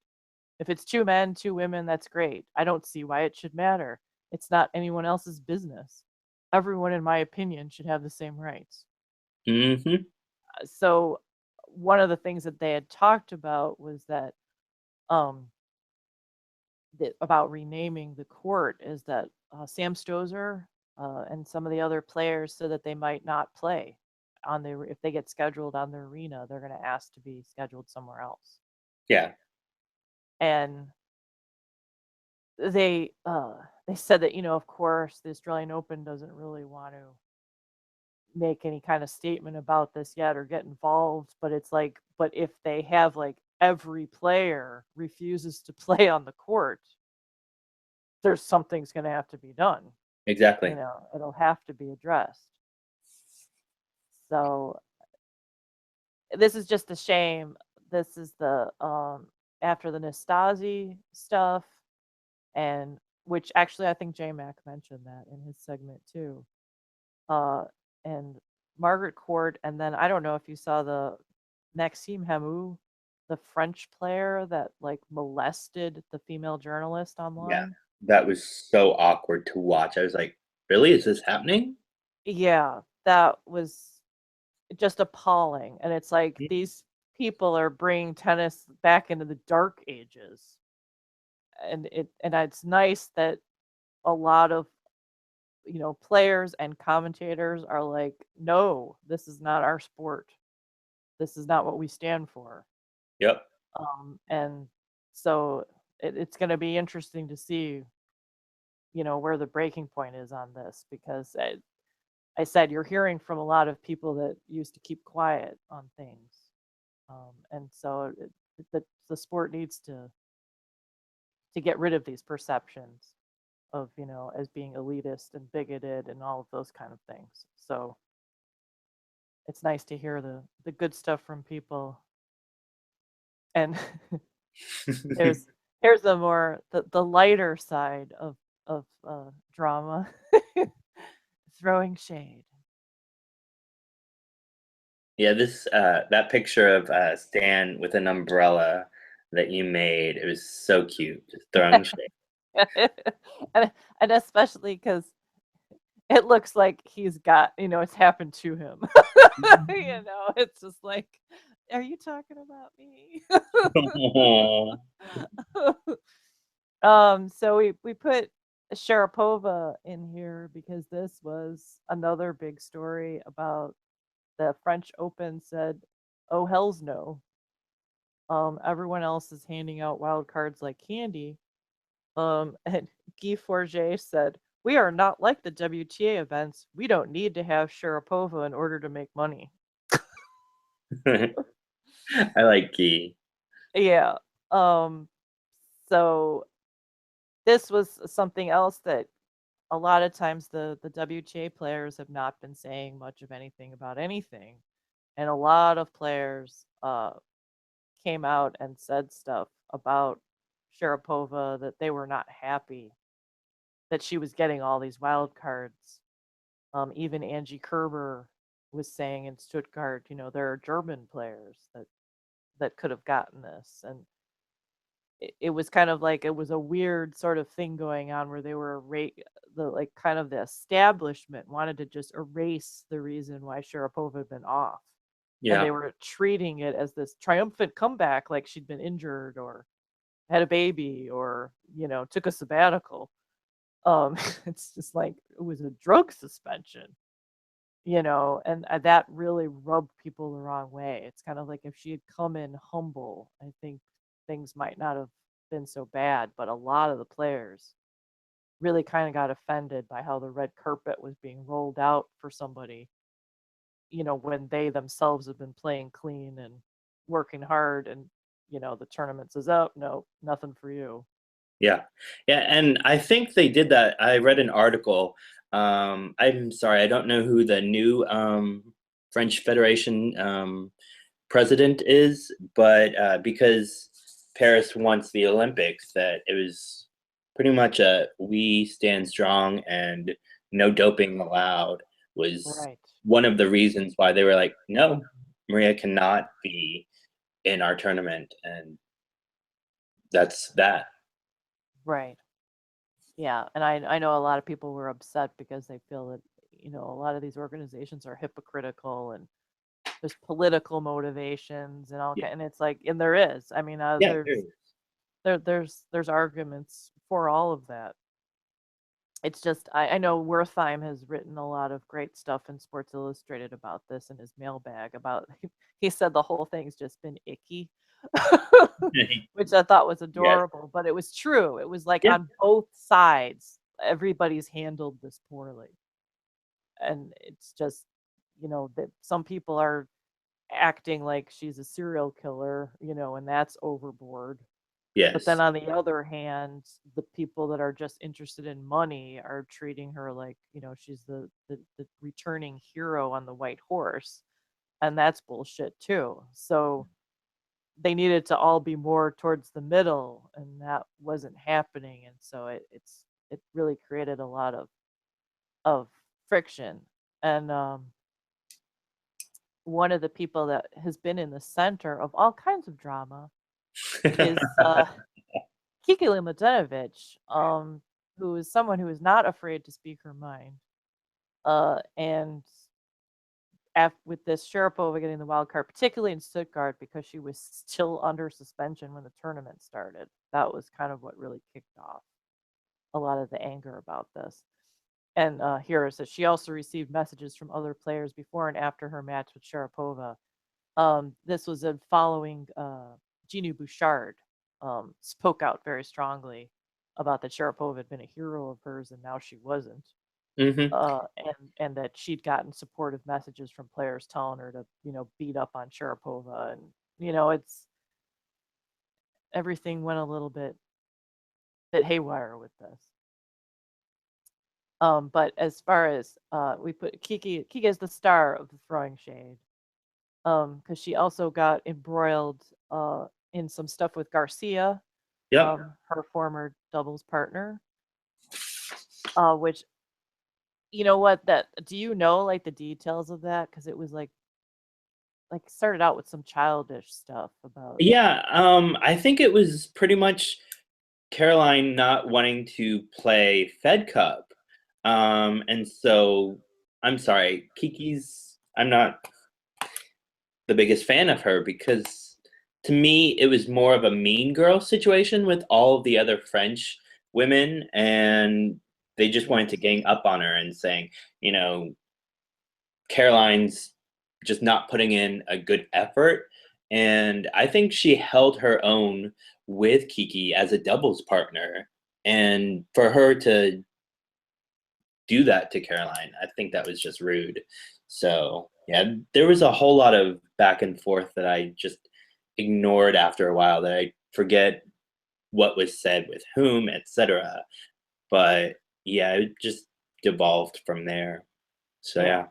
And then there was a lot of things where Kiki kept saying stuff in press, and then she'd get backlash for it, and then she'd go, "Well, that wasn't what I meant," or whatever. But the Caroline Garcia thing she made it even worse because she went on this little monologue about how she herself speaks 5 languages, and Caroline didn't finish high school, and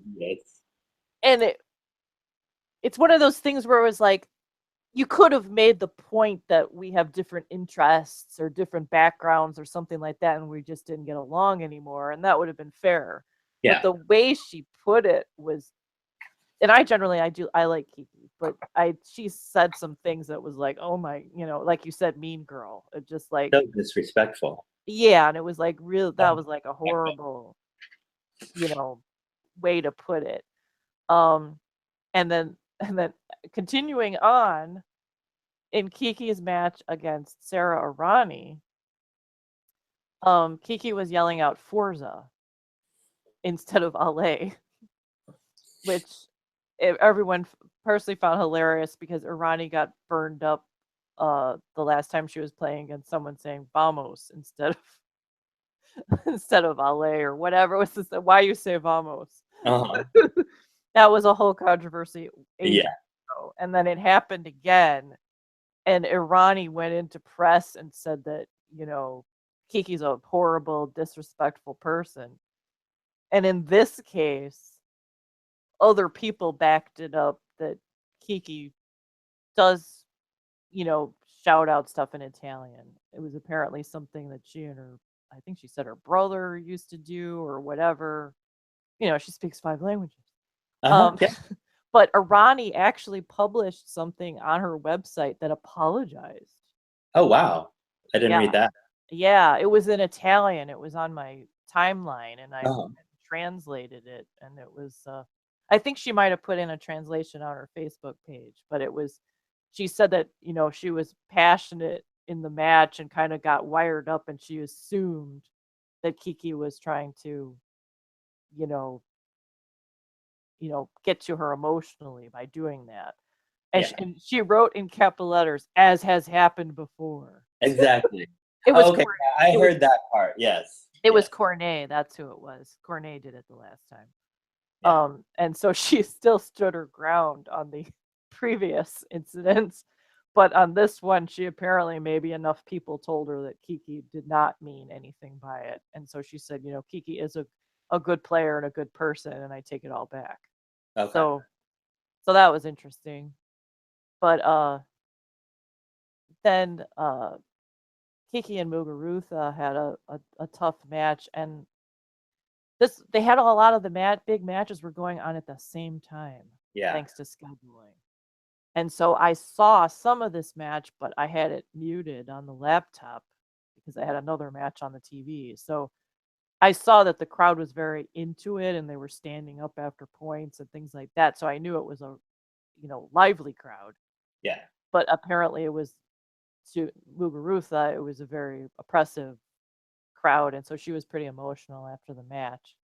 But they also asked her about the Forza thing, as with the Ronnie, and so I'm gonna play that real quick.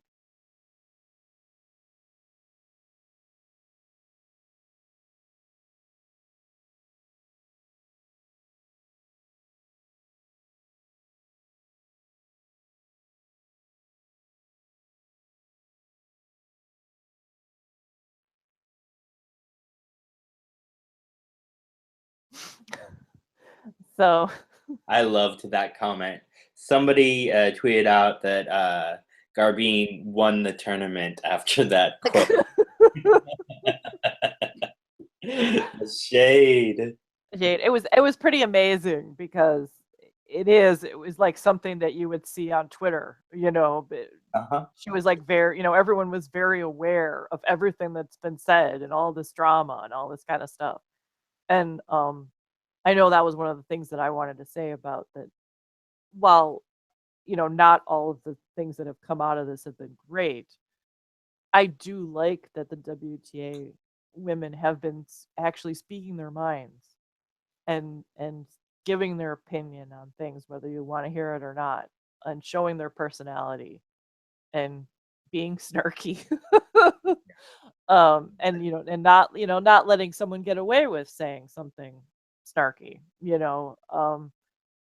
I liked it. I know that Nicole Gibbs, who's a very outspoken player, I know that she was very upset after some of the things that happened in the tennis that involved sexism.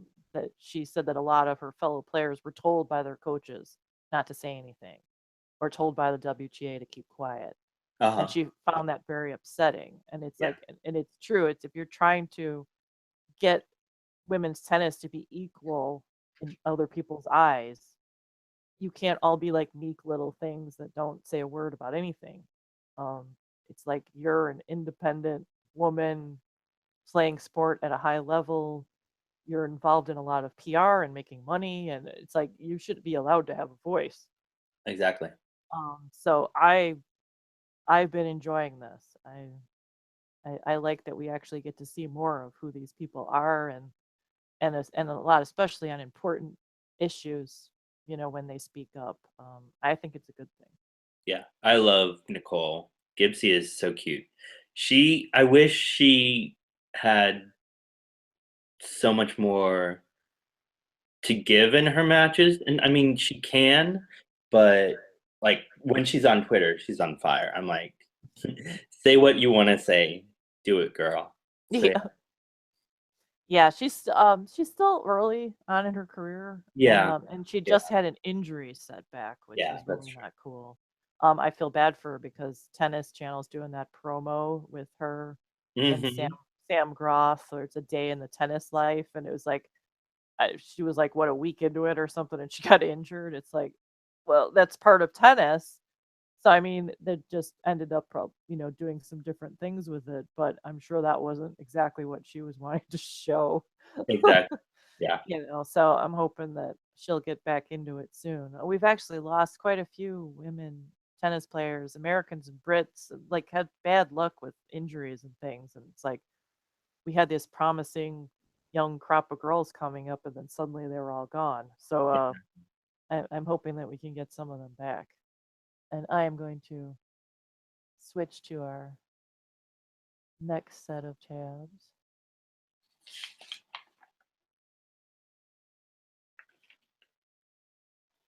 And This is on an interesting page, as you can see, from a Pookie fan. And this MTO got a lot of play on Twitter. This was another thing where I wasn't seeing much of it because of commercials and whatnot. I did see the up in the air things. This is something that probably should have been done off court. But initially Stan said it was a lower back injury. Okay. And then the trainer came out and Stan started pointing to an area that was not his back. And so that reminds me of Andy Murray's medical timeout. I think it was last year. It might have been.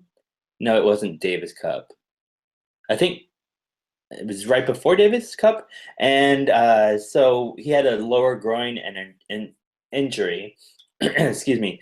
And he was like, "I can't get my nuts out on the court," and the whole entire press conference just erupted. And I haven't been tweet forever. That's my answer. Oh my god, I'd forgotten about that. That was hilarious. Yeah, he's amazing. So with this picture with Stan right here, like I was hypnotized by it. I was like, it doesn't even look like a butt. It's like meat. This doesn't even look real. Like in the bottom of the butts, there is no contest. He definitely takes the cake. Definitely. And I know that another person was talking about that they must have been showing it on Eurosport or something like that, and they said that, you know, the trainer like stuck his hand up Stan's shorts. Oh, whoa. And was like massaging his ass, and they said they were just like mesmerized watching it and going, are they supposed to be showing this? You know, like, are we? And they said suddenly finally woke up and went and moved the camera because it's just like, this is like porn vision. They were hypnotized as well. Yeah. So, and I said it must have been the director, because I noticed the on-court cameraman are not afraid to get up in there. They are always any kind of medical timeout. They don't care if it's a disgusting foot or getting your nuts out on court. They've got that lens right up in there. Right up in the toenail, or oh god, yeah. So, but we thought this was apropos to show this Stan moment, because then Boris, apparently on TV, talked about Stan and said, "You would say he is fat, but I have seen him in the shower, and I have never seen a fitter white male than Stan Wawrinka." I did not think this quote was real, and so I found the video and the guy that translated it in German, and I'm like, from German, of course, and so I was like, so this is real. He actually said this. Yes. Like, what? Yes, and it brings up so many questions, because it's like, why was he in the shower? To see Stan? and which my husband said you got to wash that alcoholic stink off after a match. But then the fitter white male was just like, wow. It's kind of like, well, we know Becker doesn't like skinny white guys, I guess. As for other races, you know, he has different taste apparently, or thinks white men don't measure up. There's a lot of things to unpack, as they say, from this one simple line. Yes. So I don't know if you had any further thoughts about. Well, it was just like, what? Like, why would he say that? And I mean, obviously he had a nice little screenshot picture of it in his spank bank, and I mean, Good for him, but God, what a weird quote. This is one of those things where it's like you're wondering if like you say it and then you go, "Did I just say that out loud?" Uh-huh. He said, It was like that's something we would say on this podcast more than than you should be saying out in the wider world. exactly. And as a coach, no less. Well, former Yeah, coach. former coach. Which yeah, it's kind of like, did he see him in the shower when he wasn't even Djokovic's coach anymore? So then it's like, why was he in the locker room? Is he just Uh-huh. getting a tour? Mm-hmm. Which brings us to this photo, which you thought Boris probably took. Of course. This was just a quick video, I think, that the Roland Garros took Yeah. of him just coming out of the locker room. And so, of course, I screenshotted that, and I'm like, this needs to be in here. I'm sure of it. And you know, you can see exactly what Boris is talking about, of course, even though he's fully clothed. And Matt looking on. Yes. For all the friends that have that fanfic. Yes. Yeah, sometimes in tennis the slash writes itself. Exactly. These guys are very helpful with that sometimes. But I cannot argue with Boris that Stan is a beautiful man. So I will agree with him on that, but that was an interesting quote. And I know you wanted to say a little bit about this caption this photo.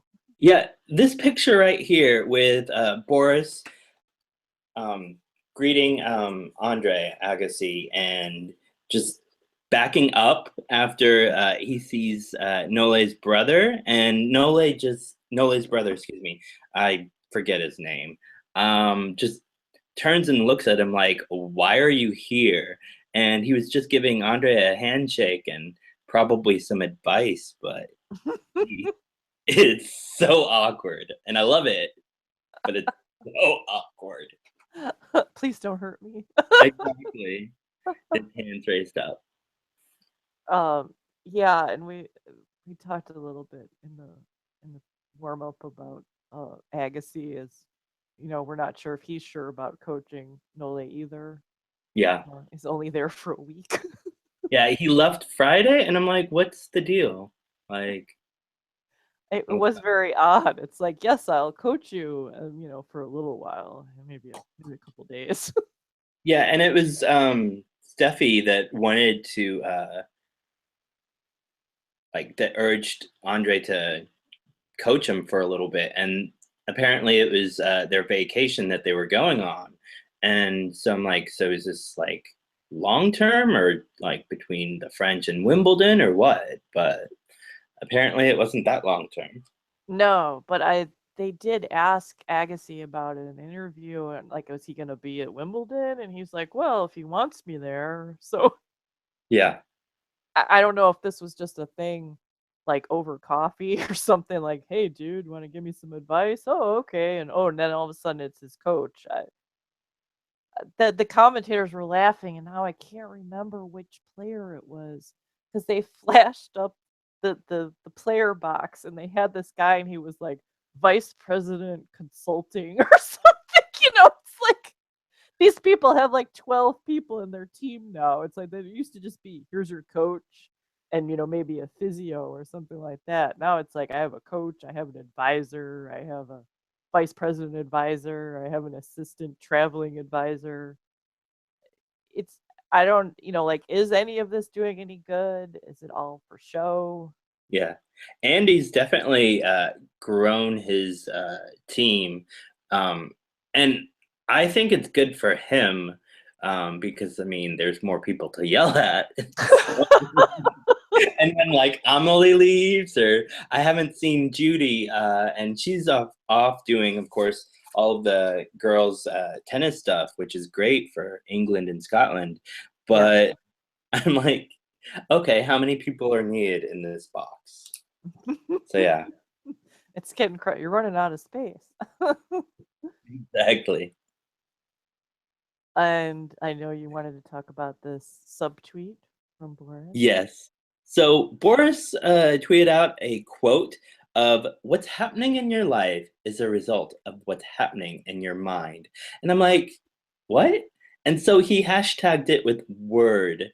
And I thought there was another one as well, where it was basically saying that you're only as useful.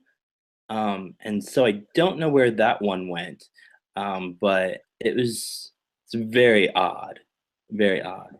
Was it a newer one or an older one? I'm trying to think, because there's all kinds of interesting stuff on Boris's timeline. Exactly. There's Steam. I thought I took a screen cap of it. Yeah, because I know I wanted to. Oh, there it is. Oh yeah, that's the one. I think I clicked on You see a person's true colors when you're no longer beneficial to their life. That's it. Type yes if you agree is in the little quote, and then he's like hashtag word. Yeah, that whole That's thing. him and Nole.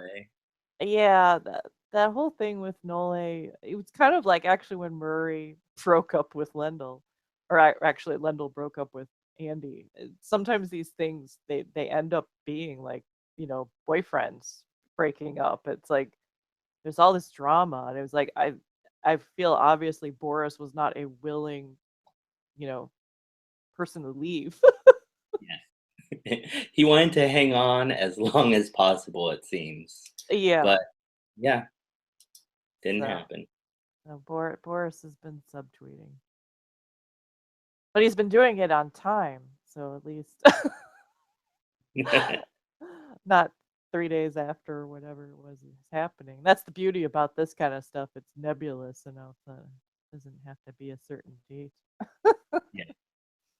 The other thing we wanted to talk about was the next gen ATP finals, which I was initially a little bit excited about, because with the big four kind of still having the stranglehold on results,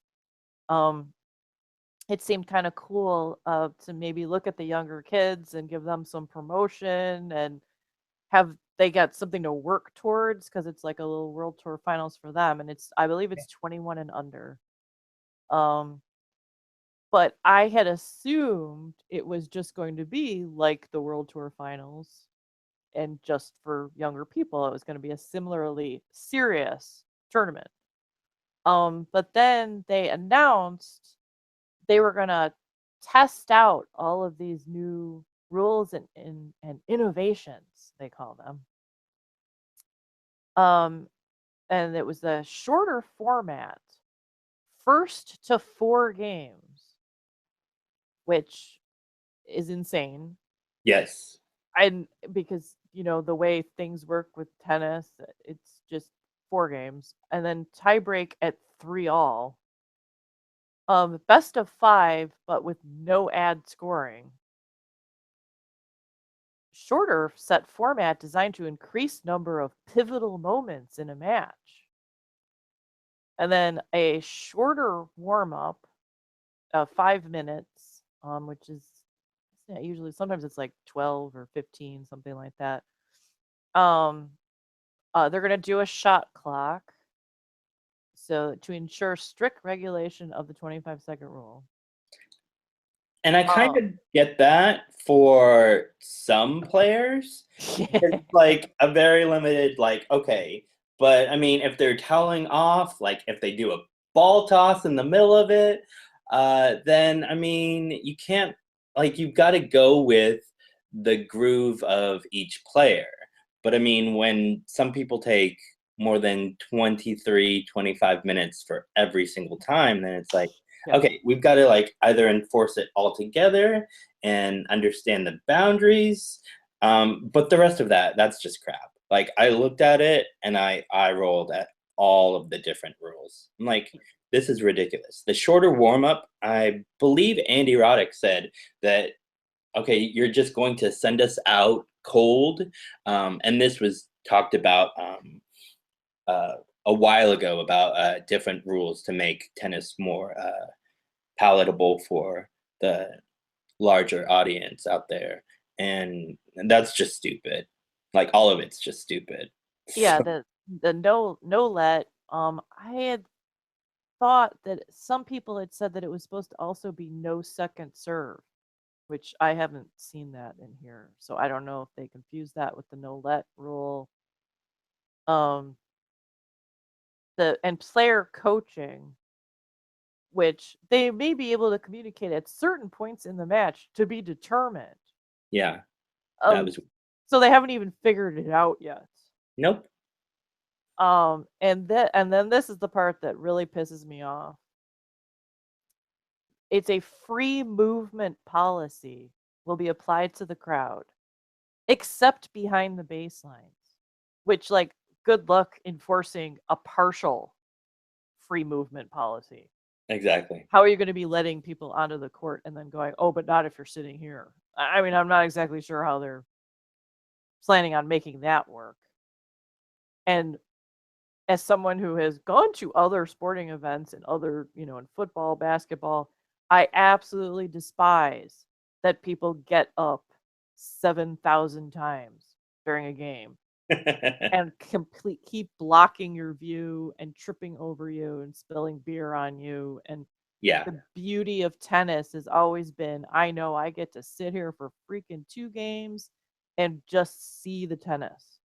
Yeah. I don't have to be interrupted or annoyed or whatever.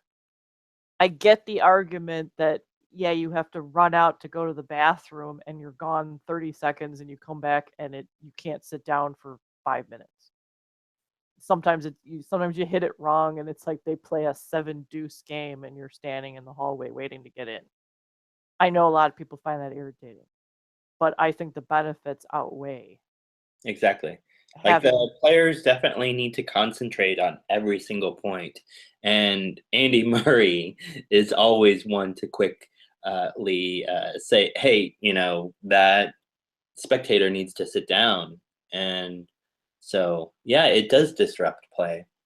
Yeah, and I know a lot of people have said that it's like, oh, well, all the other sports they play during noise and that kind of stuff. And it's like, but it's a little bit different of a thing because for number one, it's one person out there having to play. So you don't have like a team that you can kind of rely on where, like, oh, if you can't hear something the other person did, or but it's also in tennis, usually the audience is much closer. Yes. So people moving around and stuff, they're not 50 yards away from you, they're 5 feet. And so them talking on their cell phones and all that kind of stuff is super disruptive. Yeah.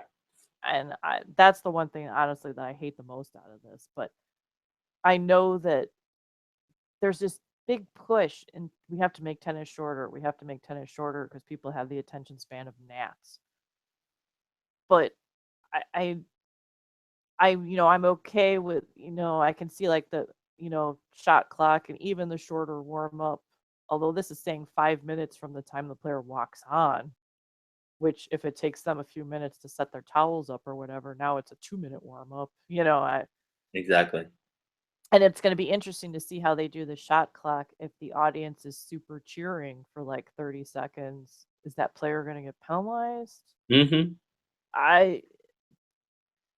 From the experience I've had watching exhibition stuff where they've used these type of rules, is the match is like over before you know it, and you've got no investment in it whatsoever.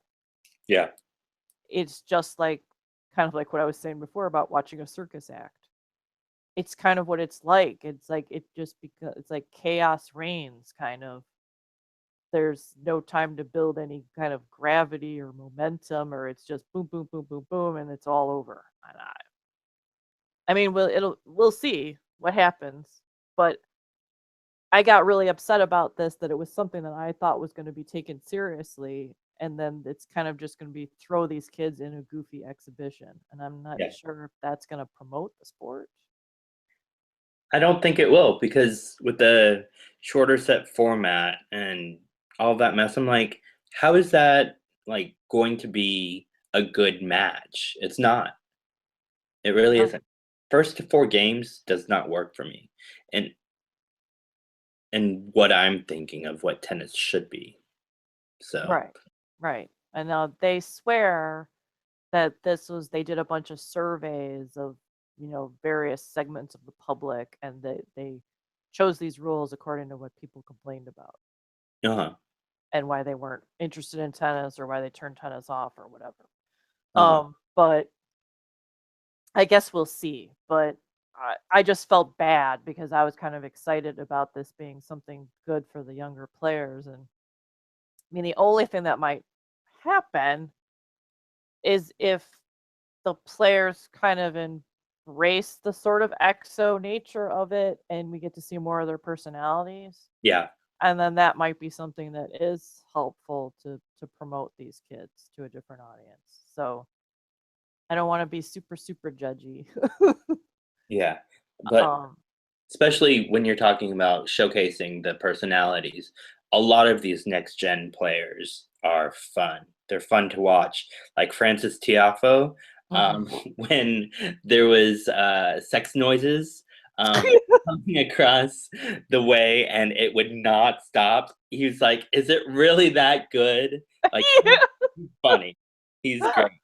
And number 6 on the race is Ernesto Escobedo Nito. He's neat. He really is cute. Yeah. And like all of these players they deserve more time than what it looks like they're going to be given. So Yeah. Yeah, I agree. And I was interested in this. This is the race to Milan. So this is just the points that they've racked up from the start of the year. yeah, And this is something that a lot of people have talked about, is that Zverev is miles ahead of the competition. On this sheet, it's 2140 points to Borna Choric at number 2 is 676. And if you go down to number 10, he's only got 288 points, which these are kids. That's the point. They're just starting out. yeah, And Sasha is really a standout. And there was talk of the possibility that he might make the World Tour finals, um, which then I thought would mean then obviously he wouldn't play this as well because he's not next gen anymore. He's current gen, he's here, he's arrived. But apparently he can choose not to play this, but he said he would play both. that would be cool. Yeah, he's number 5 in the race to London right now. Yeah. So yeah. I feel like it would kind of diminish the whole point of this next gen thing, but if he's excited about it, I guess his fans probably go, "Hey, more Sasha the better," Exactly. and more money, because actually that's the thing about this tournament is I was saying, are they even going to want to play this shit because of the rules? But it's like $1.5 million total prize money or something, so it's like, oh well, some kid that's only got 200 points is obviously going to want to go after that that payday. Yeah, Um, exactly. so, and I mean, and I get in a way that'd be a good thing too, because win a couple matches and this can support you for a year. Exactly. So I mean, that's the upside of it. Um, One of the things too is that I wanted to look at was I looked at like the top 7 players, because I believe it's top 7 will go, and then they're going to choose a wild card from Italy. Wait, so it's not the top 8 and then like an alternate? No, I think it's the top 7, and then they're going to choose a wild card from Italy because it's in Milan. That Okay. was my understanding. Don't quote me for sure, but I believe that was how they were going to make up the top 8. Okay. So I just looked at the 7 guys just to see, and they basically all went out in the first round. Um, Escobedo and Donaldson went out to Eastman and Herbert Yeah, in straight sets, which not good. Especially I've been seeing some really good tennis from Ernesto, and I was kind of shocked. Eastman's a good player, yes, but I thought at least a set. That's always like you want to see like a sign of something. Going out in the first round in 3 sets is not good. Tiafo got Fabio, and that was 5 sets.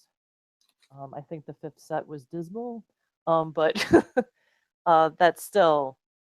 I mean, that's that's what happens about making these breakthroughs is when you're really low ranked, you run into these big guys right away. exactly. Chung went out to Query, but he did get a set. Zverev got a rough draw because he got a peaking Verdasco, which we know the fear hand. Fever, like he can definitely hold his own when he's on, and yeah. I mean, he took out Rafa at the Australian Open. I mean, he's got some skills. Yes. Chorich, we saw went out to Stevie Johnson. That was the second round, and it was 4 sets. Borna's got a lot of promise. He's been doing a little better of late. He's been kind of getting a lot of crap about not capitalizing on his potential, but people seem to have forgotten that he had knee surgery. Yeah. That took him out for a few months, and then when he came back, he wasn't quite well enough. And it's kind of like Roger pretty much lost a year to knee surgery. I'm not exactly sure why Borna Coric is supposed to be back in 2 weeks and winning tournaments. so I think Borna gets a bit of a tough rap. And the best one is my boy here, Karen Khachanov, took out Isner. That was a fun match. I loved that match. Yeah, it was.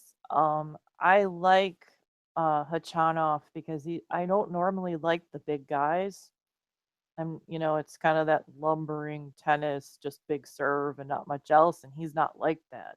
He moves pretty smoothly for a big guy, and he has some variety in his game. He can move up to the net, goes side to side pretty well, and also can serve and hit big.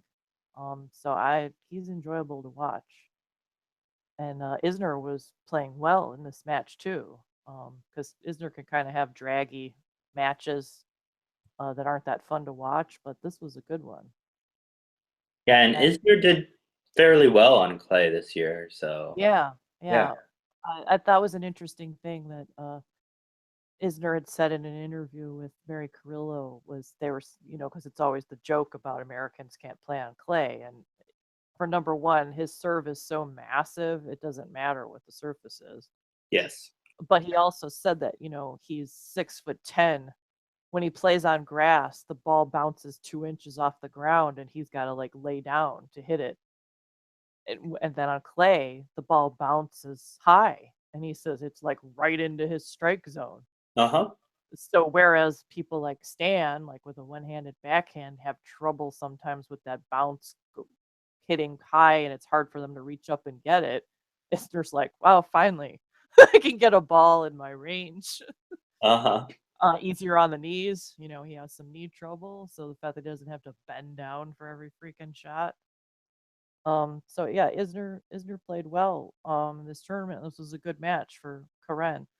And then he went out to Murray, which we can't say anything about that especially for a new player. Yeah. And I thought he was promising in that too.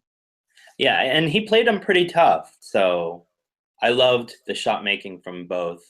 And so it was 6-3, 6-4, 6-4, but still pretty decent from Karen. Yeah, when you're ranked that far down, if you just lose a set by a break, I mean you always have to take things in steps, and it's like, yeah, you're probably not going to come out and beat Andy Murray on your first try. Exactly. But if you're in the match, and looking good, that's the first step. And then the next step is, win a set and, you move on from there. So it's nice when you see something that's promising and not he just went out and got whipped. So as far as next gen boys, as people who follow me know, I have been looking out for Pookie for quite a while now, years. And actually, the first time I saw him was at the French Open. An American player, Kuznetsov, got the wild card into the French Open, and he was playing a similarly lower ranked player, Pui, who I'd never heard of. And Pui came out and played like a god. Yeah. And I was like, who the fuck is this guy? And then, I started seeing him on Twitter and saw some other matches, and it was like, ooh, who the fuck is this guy? Exactly. He is extremely gorgeous. The last year or so, he's gotten ridiculously fit. He's like sculpted like a statue now. It's like in Rome. There's a Pui statue around the court now. Just absolutely gorgeous. But the thing I've always said about him is that he's a French player that has variety, and he's got flair, and he's exciting to watch, and doesn't have the head case thing Exactly. that the French are famous for. And I believe he's part Finnish. So that's maybe where right. that's where the steadiness comes from. Yeah, that helps dilute the French, I guess. Yeah. But he's got a lot of talent. He can hit big. His problem is he's a super sweet, soft-spoken guy, and it's kind of a similar thing that they used to say about Stan. He's a little too passive sometimes. It's like he's too much of a nice guy on court too. And when he finds that kind of like inner fire and really gets aggressive, that's when he's really excellent on court. But sometimes he kind of starts to back off and play more defensive tennis, and that's totally not what his game shines at. So he's got some things to learn about, tactics and things. But there's a lot of next gen guys that I think are interesting coming up, but Pui is definitely somebody that I'm hoping we'll see more of. Oh yeah. We'll definitely see more of him. I mean, he practiced with Roger in the off season, and he beat Rafa at the US Open last year, so Yes. definitely got it going. Yes. And is there anybody in the young guys that you're looking for? Well, I mean, when I saw Francis, he's a really fun guy to watch. And I really like Jared Donaldson. I said on Reels Tennis Podcast how nice he was. He said thank you for every ball that he got from the ball kids at the Irving Tennis Classic. And he just seems sweet. And Casper Rudd, who's number 9 in the race to Milan, he's a cutie. So, yeah. I like his style of play. Yeah, and I Oh, and Noah Rubin. Oh, Noah's just great. yes. Definitely. Yeah, Noah grew up. It was like some older pictures of him, and it was always like, yeah, Noah Rubin, whatever. And then all of a sudden he turned up in a match and was like, oh my god.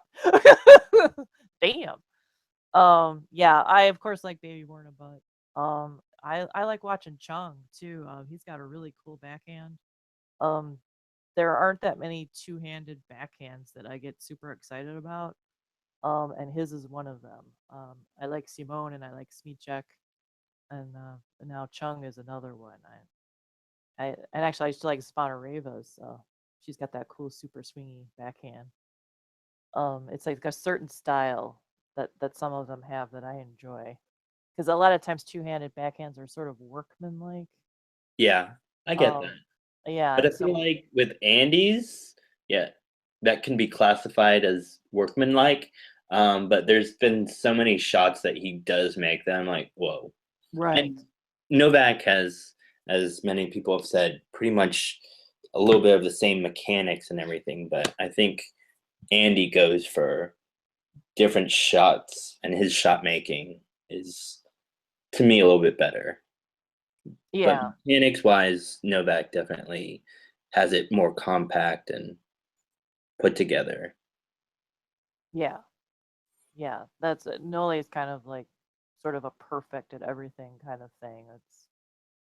It's more robotic. Yeah. But yeah, and I said that's one of the things that comes out in Andy's game. I said if you see him live, he has a little bit more of a rhythm and a style and stuff that you see more when you see him in person. Yeah. And then some of those shots are even cooler, when he makes them. Um, just like Stan, I said, it's like it looks cool on TV, but then in person it's even more just like insane. Yeah. I'm excited to go to Cincinnati this year and hopefully see him go all the way to the final again, and Yes. hopefully he can win it. So, yeah. So, speaking of Stan, as I often do, I said I know people on my Twitter account are probably it's like a broken record, beating a dead horse, etc. But Tennis Channel seriously just does not like Stan. Um, they don't. I mean, they'll show a match between players ranked in the 100s that no one's ever heard of while Stan is playing like a quarterfinal match. They go to the desk and do interviews. They show commercials. It's like whatever they can do to not show Stan. And then what happens is they won't show him for like a set and a half, and then as soon as he gets like someone gets a break point on him, they whiz over to see like if he's gonna get broken. That's like they're just hoping that he might lose this match. Oh. So it's like I constantly tweet about it, and the French Open was extremely bad, particularly because when the later matches they were playing the big matches at the same time. I was like, well, definitely not going to show Stan. But this was peak because they believe this was the match where they only showed 2 games of his 3-set match. Oh, wow. And the other match was 4 sets. So it was like, well, when it became obvious that it was, it was 1 set all, it was like, okay, well, you can show Stan for a while then, because that match is going to have 2 more sets. Yeah. Nope. They never went back to Stan. But the peak was he was serving for the second set at 6-3, and Tennis Channel was showing taxidermy animals in a museum. When So you told me that, I was like, that's not real. That's not real. I was like, what it was I had him on the laptop so that I could watch the whole match Uh-huh. on a stream, which Yeah. sucked because it's blurry and it locks up and all that. But I kept keeping an eye on the TV for the other match and also to see if Stan would ever crop up. And, I'm watching Stan serving it out, and I'm like, certainly they're going to show this. And I look up at the screen, and here's a giant stuffed bear. It's just like, what? It was like this, my brain like exploded. And then they just were showing more, and then here's a stuffed squirrel, and here's just like, am I in the Twilight Zone? I'm like, this is peak. This is they do anything to not show Stan, including highlighting taxidermy. It blew my mind. The only bright moment is that Paul Anacone has been brought on by Stan and Magnus to help Uh-huh. Stan out in the grass season. Yeah, I'm scared.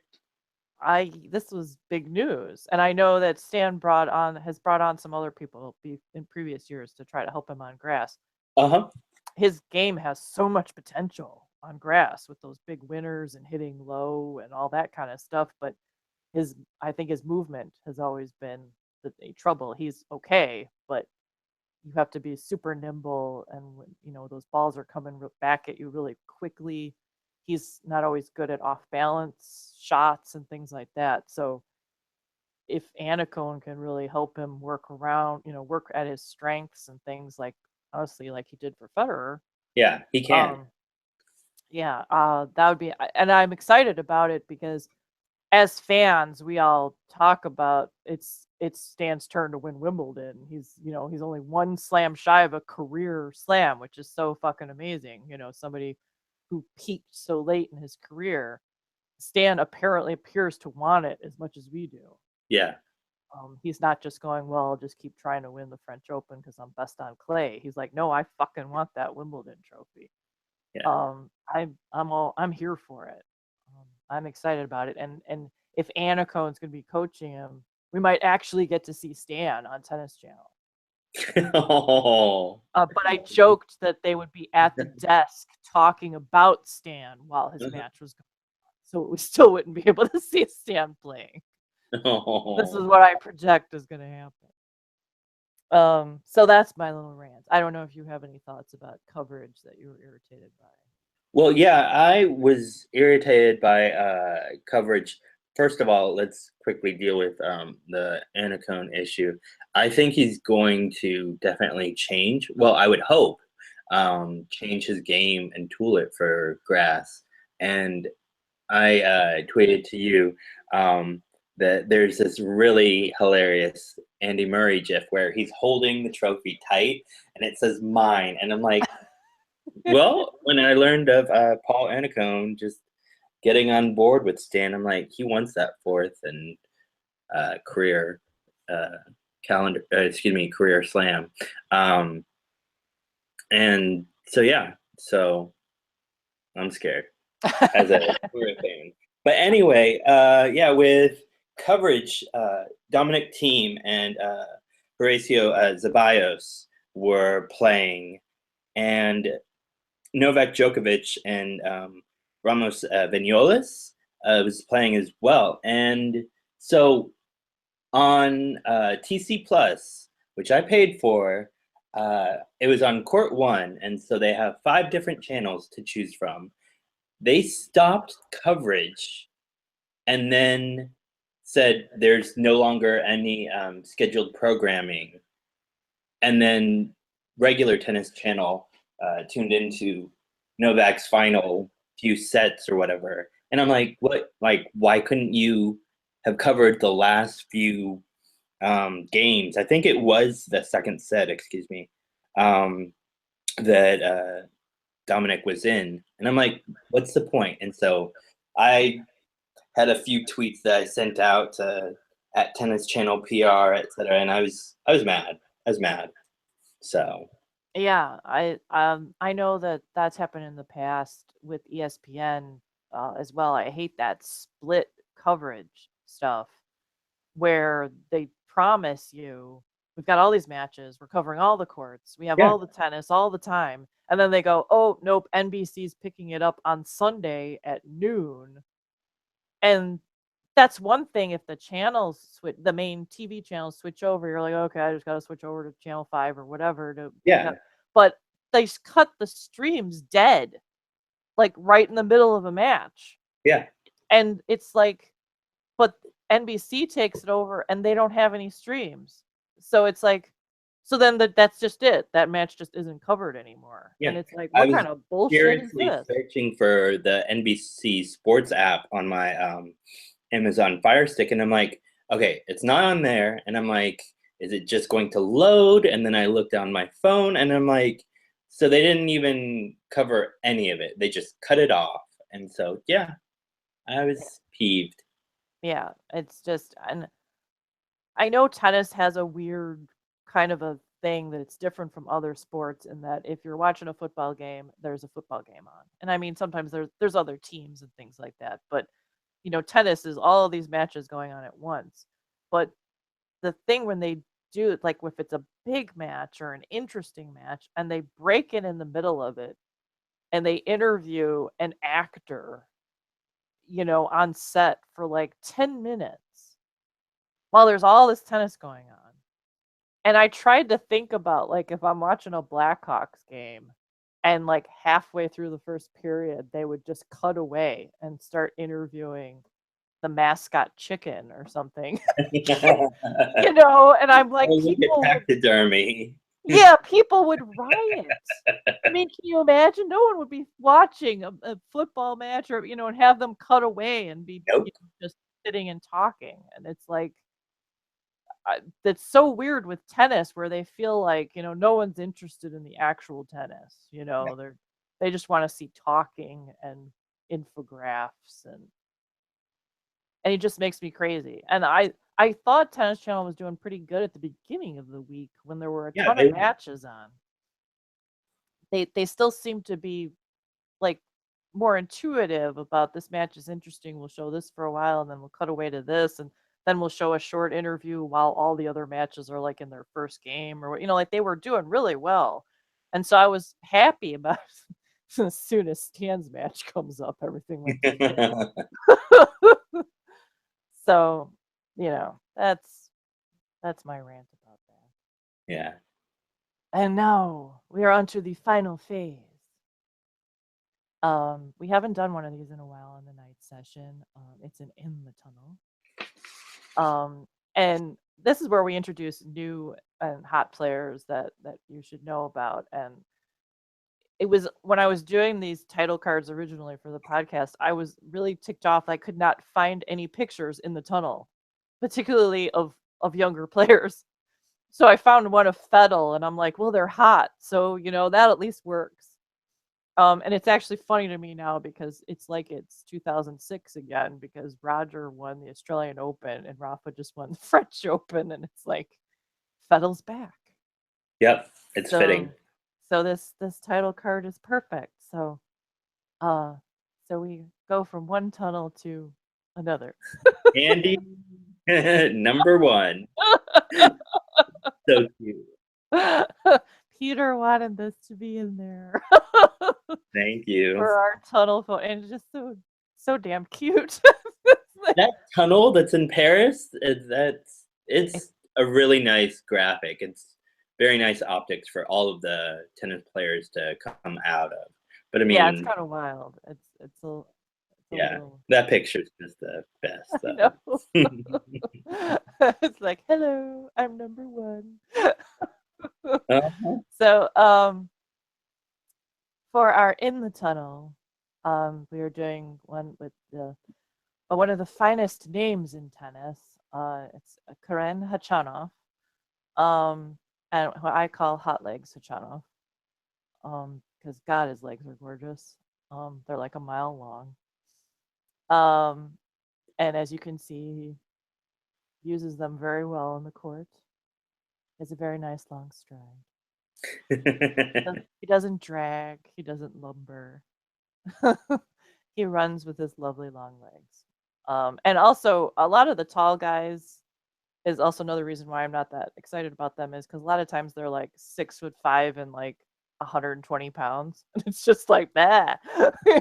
You know, they're just like super lanky, bony, whatever. And as you can see, Karen has some nice thighs working there. So he's not just all straight up and down. And he's young yet, so he'll probably fill out some more too. And I am here for it. The lovely Pedro also had some pictures of Karen, and he has got a great smile and pretty eyes and all kinds of good stuff. And this is also good. That nice little trail down there. Yeah. Us also, you know, from boy to man, you know, we've got the fuzzy tummy going, and this is adorable. And I'm just realizing, where is that one panda's hand? That's seriously me in all of my pictures with some tennis players at the Irving Tennis Classic. I'm like, oh, okay, shoulder. Yep. Can I get lower? Oh, that's a nice back. It's like, lower, waist. Oh, that's what I was looking for. Like, I got groped by a panda. And then this is also nice. Oh, this is from Stephanie Miles. So we got to make sure we credit her or she'll come after us. I didn't realize she was tagged on this. Which is the reason why you tag your photos. So yes, Karen is a lovely specimen. And I Yeah. also talked about his game, but the peach is not bad. Yep. This And one's that is my picture exactly. from the Irving Tennis Classic when I was in the DJ/announcing booth. And so many people were like, how are you getting these pictures every single day with these tennis players just behind them? And I'm just right there at the baseline. I mean, I can't help it. And that's where the DJ booth is. And everyone's like, right, yeah. And I'm like, no, I didn't. So I take quite a few pictures. I'm just picturing you like moving this like stand over, like, on wheels. Like, oh yeah, this is where I need to be. Exactly. This is the best vantage point for my work. So yeah, and you sent me a lot of lovely baby born a butt photos too, which I highly appreciated. Speaking You're of welcome. next gen, um, this is an interview that was done with Karan, and I know you wanted to note some stuff about his coaching. Yeah, he was coached by Igor Kunitsyn, and I used to love his game, and I forgot where he went. So I'm like, wow, I did not know that Karen was coached by him. And I love one of his quotes that his biggest fear, it's like, I have no fear. I'm a strong guy. And I'm like, oh, cute. Yeah, there was some cool stuff in here.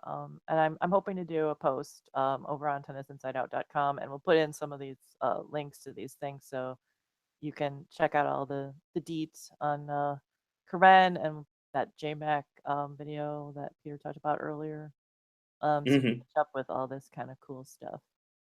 And Yeah. And we wanted to end on a happy next gen sort of note. Dami's kind of out of technical next gen, but like Dimitrov, I am happy to have some of these boys take over that are over 21. oh, yeah. And here's a lovely Karen's got. If you check out Karen's Instagram, he's got pictures with everybody. He loves practicing with all different kinds of players, and he's got all kinds of awesome pictures on his site as well. But I thought this one was really cute, and if this is like the next wave of tennis, I'm excited about that. Yeah. When I saw the stat that he had 48 consecutive holds until he ran into Andy, I was like, wow, that's amazing. Yeah, He's uh, he's a good guy. yeah. I'm looking forward to. I always like it. I always like it because it's a thing like Pookie, where I was talking about Pookie for a year, and people were like, "Who the fuck are you talking about? I have no idea who this guy is." Actually went on to the Reels podcast, and they were talking about hottest players, and they were like, "Pooey, who the hell is that?" It's like, and then now all of a sudden, years later, people are like, "Oh, maybe there was a method to her madness." So I got kind of excited by Khachanov like the first time I saw him play, and he's, you know, not long after that really started upping his game, and people are starting to notice. So it's always cool when you can kind of look like a genius. Yeah.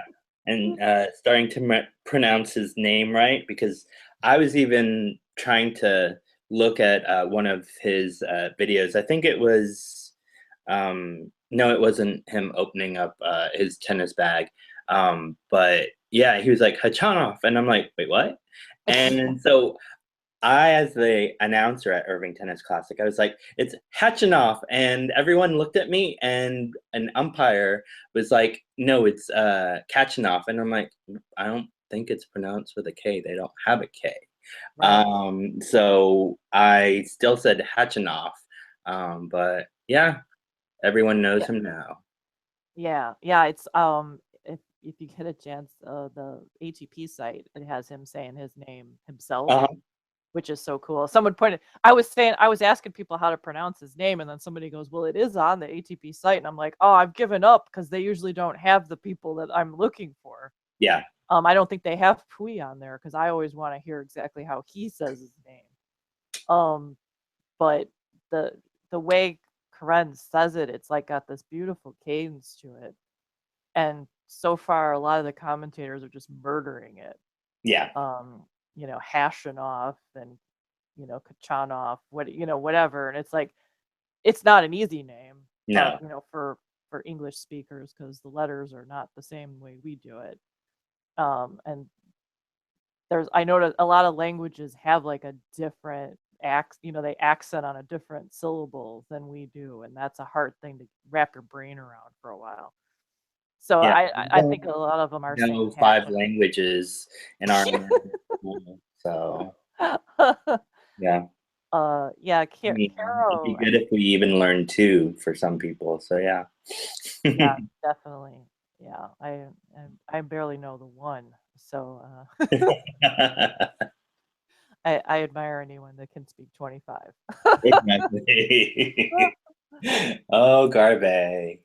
So we had talked about not wanting to do a 3-hour podcast, and I think it was 3 hours. Oh. I was wondering, I looked at the time and I'm like, it's 12:51. Like, how long was this? But I mean, it's fine. We're like, we're gonna breeze through all the tabs, and we're not gonna take too long talking about stuff. And oh well, here we are again, you guys. And I appreciate it if you've made it this far. I will put the timestamps in and stuff too, so that you can skip to the parts that you like, or you know, listen in installments, all that good stuff. For me, you can find me at tennisinsideout.com or at tennisinsideout on Twitter. And Peter, where can we find you?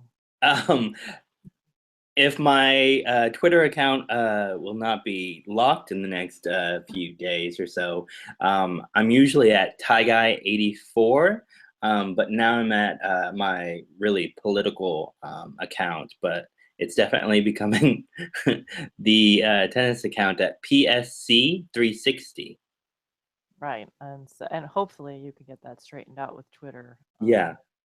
It's difficult to get a hold of them because you get a lot of automated responses from them. But as someone who was in Twitter jail frequently when I started, I am familiar with if you just keep sending emails back, you eventually get some sort of legitimate response. So Okay.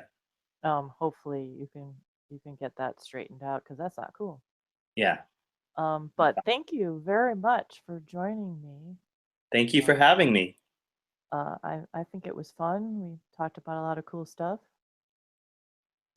And that is it for us tonight. And thank you for listening to the night session.